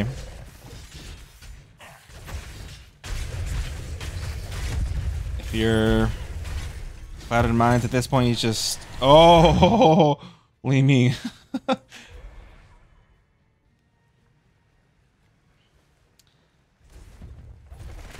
don't think Variant saw, or if did see, maybe at the last second. And Clouded Minds just needs 3, right? Yeah, they just need 3. I mean, I don't know how you survive this. They have 20s now. Repulsion, World Breaker, Censure, Blinded by the Light, and no one can stop Death. But yeah, they're not gonna be able to stop this. So you're gonna try and fight this ahead of that, or what? Yeah, they're gonna. It looks like they're trying to do that. Blessed Shield. The silence actually landing on the back line. We do have to say, while Listen hit a few members of Clouded Mind with World Breaker separating the team. Sylvanas very low, being chased down by Malto, but I don't think we're gonna be able to catch them up. Malto hasn't used Last Rites, trying to save it for a low member. Not able to get anything, but if you're the members of Clouded Minds, you're having to back up now, and this is still very rough. Oh, that pole actually got the Variant to chase quite a bit. This is not a easy defense for Clouded Minds, especially with that top. This is where kind of the wave clear of Thrall is a problem. We have catapults. One relatively halfway health. Spider Queen, and now the shield is down and the race is on. Looks like Psistorm is in the between. We have Blessed Shield coming out.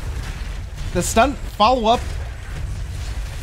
And Malto actually goes down. Jaguar, he buys back. Last Rites now is available. Oh no. I was gonna say he died for nothing, but I forgot he had buyback. And Junkrat's gonna. Oh, yeah, it doesn't. You don't want to do that. And with 69%, you just go core, right? You just go core top. Or you have turn in. You have turn in. Okay, never mind. That's. Yeah. Yeah, you have turn in. I think by the time the spiders get there, this Psistorm still has a chance to get a pretty good defense. But what alternative events? I thought that pressure from Sylvanas and Junkrat would have been too much. Johanna! Oh god. That was closer. Uh-oh. Johanna! You're... Oh, Malthael. Did he not go the self-cleanse? He did go the self-cleanse, but obviously Light Bomb being used early, and that's... Oh no, I think the team's now in trouble. We have World Breaker being used. And now... Wait, that stopped the... Uh-oh. Last Rites used, but... And now Clouded Minds in a very bad spot with 2 members down, and they're just gonna give the taste. We do have Varian. Jahaka digged in front, and you have the first pull. Jahaka, oh, the tongue lands on the unstoppable Johanna, but it looks like they're just now at this point gonna be delaying the. No, Johanna's actually gonna, at least for now, get away. Nice. Oh, very good Sundering, but at this point, Ming's gonna be up in 30 seconds. Oh, okay. I'll say, okay, oh, Johanna, oh, Johanna, no, you don't want to die. You died. That's not good. Okay, that's Johanna's gonna be, oh no. Somehow Johanna's still up, but now they're gonna be very difficult. And they just have to do something. Light bomb's being used, and I don't. Oh, this is where the blink heal. Oh. We do have 2 members, 2% and 0 GGs, and a very back and forth last 2 minutes. That was intense.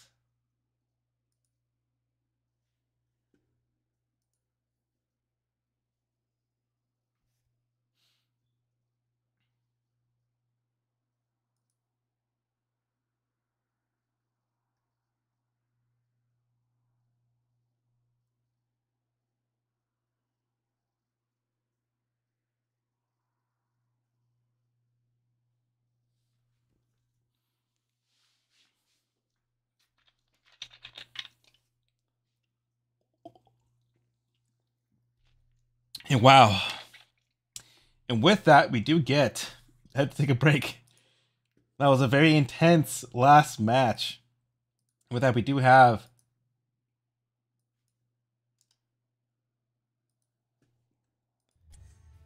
See if we can get someone from their team to come do an interview. But that was very close. I think the score doesn't really tell us how close of a series that really was. Very much in a couple situations, both teams could have, won.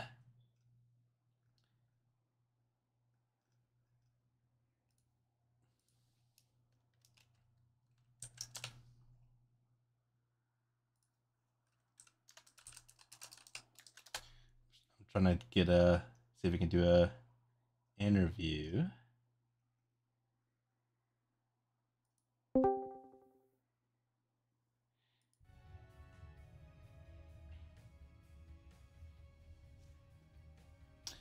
All right, looks like we might get someone to join us in a bit, but that was very much. And hello, we're joined with Valera. Am I saying correctly? I feel like that's totally fine. Hey, just a heads up, I'm usually pretty loud for people on their streams, so just a heads up. Turn me down. Yeah, I'll turn you down a little. I can tell it's a little bit loud, but that's fine. Yeah. Anyway, hello, welcome. Yeah, and congrats on your 3-1 first round victory in the season 18 playoffs. How's the team feeling? Actually, I feel pretty good. This week's practices have actually been really, really hard for us, and I was really worried about our morale coming into this game, especially considering Clouded Minds actually dominated us in the season. So like we were kind of staring that down, but we did our homework, and I think it paid off tonight, and we feel really good about that. So yeah, it looks like very much back and forth. There wasn't really a match that I can say that one team completely just overwhelmed the other. It was very much close. I just finished saying right before you joined that it very much was a situation where it could have been 3-1 the other way, right? Or 2-1 at least. It could have been 2-2 as well, right? Oh yeah, easily. And so that so going back to game 1, you were let me double check my notes because I'm trying to remember. I'm not used to these 5-game series, right? We're in Alterac Pass, right? And this was picked by you. Oh, this actually was picked by Clouded Minds. And so I noticed that you pretty much went with the same bands every single match. So obviously that was part of what you're doing. Your homework was, and you very much made use of very much the same champions, I believe, right? It was like Sylvanas and Junkrat for the most part.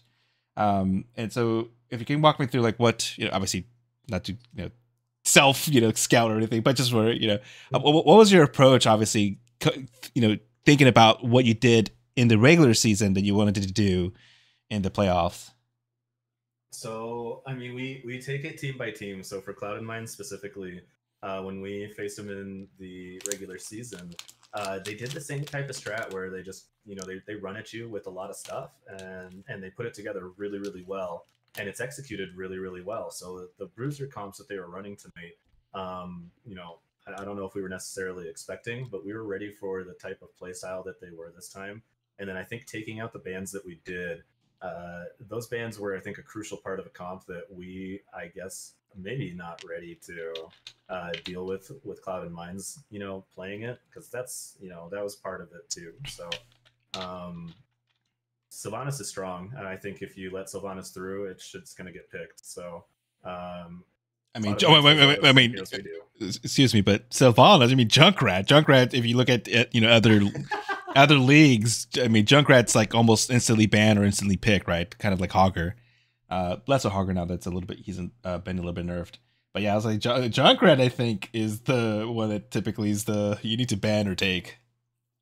I think Div B was a little off on that. I'm not sure if I saw a whole lot of Junkrat bans this season, to be honest with you. Yeah. And then we should have played it more than we did. So you're absolutely right, by the way. Yeah. But anyways, so as I was saying, I'm kind of surprised. It's one of those where Junkrats, it can be overwhelming, or I think it's kind of in Division B, it's either overwhelming or underwhelming, right? As a Junkrat. But that first match, and afterwards you didn't go that particular ult, but we saw that you went with the mind control, and that thing was just that was the next match with the stitches, right? Yeah, where it's like not to get my house ahead of self, but it was like hook and then mind control and then hook and then mind control. It was like, oh my god, and maybe jumping ahead because that Ultrike Pass I think went kind of back and forth, but going on to Cursed Hollow, there was a sequence towards the end of the match where it was like literally a 2-3 minute fight, like three times. Yeah. And I was like, wait, Gus got used again. And in mind control is like, I think like a 20-second cooldown at that point. So that thing was 20, it's 12. So 12, yeah. Throwing it out on cooldown, absolutely. Yeah, so I'm just like, that thing's just that and the hook, right? So it's either you get hooked or mind controlled. I'll be honest with you, the MC in game 2 didn't feel super impactful. And that's actually why the Sylvanas in this last game went Wailing. Yeah. I think Wailing actually would have changed things in game 2, to be honest with you. In that last fight specifically, if you take the extra silence Wailing, like that's it. That's over. They don't heal shit. Yeah. And it should have been. And well, I did make a comment that I did say that you don't really see mind control that often. I understand why, but that's why you always see, the silence, because it's just, heroes can't press their buttons. That's kind of the best form of CC, right? I agree. I actually I lean towards mind control more than Wailing Arrow most times. I think it's really, really good follow-up, and you got along with Sylvanas doing Siege and Wave Clear too. That's why she's so super strong. But I think Wailing in that scenario is way better. I agree. Yeah, but anyways, that actually evened up the series 1-1. Then we went on to Guardian of Terror. And again, as you mentioned before, Cloud and Mines was employing kind of the double bruiser with a tank strategy. I think on this particular map, they went Blaze, right? And they went Blaze and Sonya and Hogger. However, it just seemed that you again had very much the tools to kind of deal with such a beefy lineup, and very much it kind of felt like again, it was very challenging for Cloud and Mines to kind of do what they wanted to do. So kind of kudos on that. But moving more to the more recent fight on Tomb, can you walk me through those last few kind of minutes where, it was back and forth? There was at that point where I'm like, oh, you're going for it. There's a core call and you're going to end. Oh. And then you didn't. And so, you lost 2 members and having to backtrack. And so what was running through your minds at that point? So at the end of the game there, when we had that first opportunity to walk into core, I think we walked too deep into the core because we were looking, we knew we had to get a pick, and that was the call, was to get the pick first and then try and end after that, or maybe even 2. But then I think we walked too far under core with them having most of their tools up and ready to go. And we paid for that too. So we weren't necessarily focusing the core. That was going to be the call. We needed to win another fight first because they were all up after we took everything. So, and we lost 3 on that one, I think. So, getting back and trying to save top was a thing. That was a big thing. They put a lot of pressure in one lane, which is I think is what you do with that double bruiser comps. You know, all those double bruiser comps they were running. So Yeah. they did that right. They put a lot of pressure in one lane, and it definitely gave them a win con. I just think, you know, we out macroed them in the early game, and I think that really kept us in it. Yeah, and that's what I mentioned, that especially with Tomb, right? Some of the, if you know, hear some of the conversations of what's the strategy to do in Tomb, where do you want to be the first turn in, or do you kind of delay the first turn in so that you can be the second turn in, because the second turn in usually can be stronger. But obviously when you have a Sylvanas kind of pushes that so you can get, you know, value more so from the first wave. And so that's something that obviously is why Sylvanas is so strong on that map. But yeah, that last sequence there where you're about to finish but you weren't, and then I think Psistorm did the right decision maybe to turn in, but I felt they could have just pushed that core, that top keep a little bit sooner before. I think at that point, I did mention the cast that all of you were going to be back up, and then you want to kind of, you know, obviously it's easier as a caster and in retrospect, but it's kind of like, you know, you definitely, it's normally for Cloud of Mines where they should have obviously maybe taken that keep and then look for a pick kind of in the same situation. But I think ultimately they maybe had the same situation. They kind of stepped a little bit too far, and then you were able to get a few picks. Obviously, then keep the pressure up, then march towards the core. And but anyways, like again, I think I remember because, you know, I was on Macro Machines. We played earlier. I think you had kind of a change in your season, right? As far as kind of how you performed early on and how you kind of finished or have performed more recently. Oh yeah, 100%. Our well, so this team is this iteration is pretty brand new. I think only a couple of us have been playing together for a little bit longer than this season. So the main 5 that we have going on are all new together.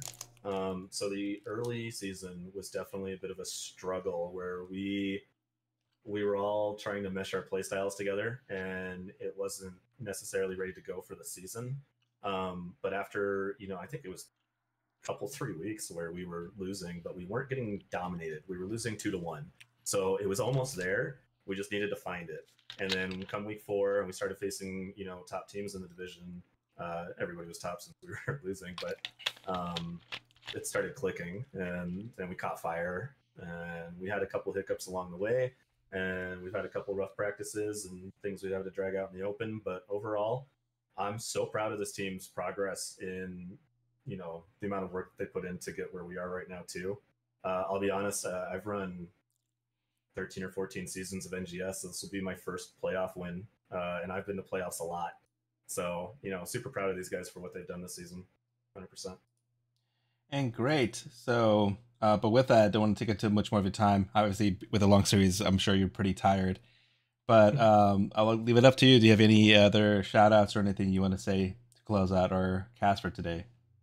Yeah, absolutely. Appreciate it. Thanks to you. Shout out to you, Dark Knight, for casting us. That's great. Appreciate that. I'm going to go back and watch the VOD right away. Shout out to Clouded Minds. You guys are awesome. Great series, as always. We look forward to next season, too. More scrims. Shout out to Psistorm. Boys, you did awesome tonight.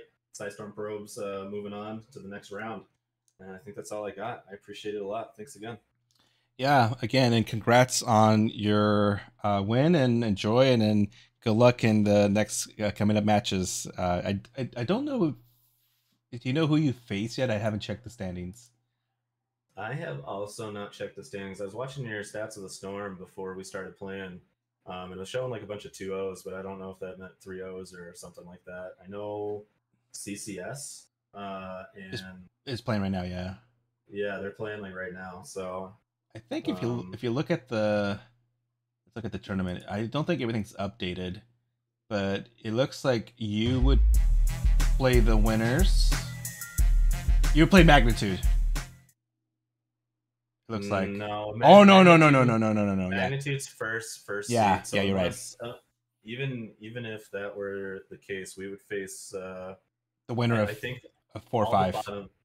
All the bottom seeds would have to lose first, and then we would face Magnitude. You're right. And so, yeah. Well, Spooky Ghost won against Macro, so that hasn't been updated. So it's Spooky Ghost is in next. So they're on the opposite ends. So Okay. depending on the winner of Sexy Mofos and Can't Counterpick, that will dictate will you play Magnitude or Spooky. So Should be a good one. So I'm sure you're going to be watching also the matchup against Can Kenner's pick Stupid and Sexy Mofos. So You're not wrong. all right. But anyways, I'll let you catch up on that match, catch up on the game, and anyways, good luck with the rest of your playoff. Hey, yeah, thanks again. Have a good evening. You too. Bye. All right. So with that, that concludes my cast for today. Obviously, a lot better than last time. It was very rough when I was setting up my first cast last on Sunday. But anyways, thank you again for joining me. I'm going to put you over to Raid with the matchup going on right now with not Clouded Minds, with CCS and Sexy Mofos with Tokibi. So if you're interested, I'll be having you be part of that raid. But otherwise, thank you very much. And thank you for joining me. I'll see you next time in the Nexus.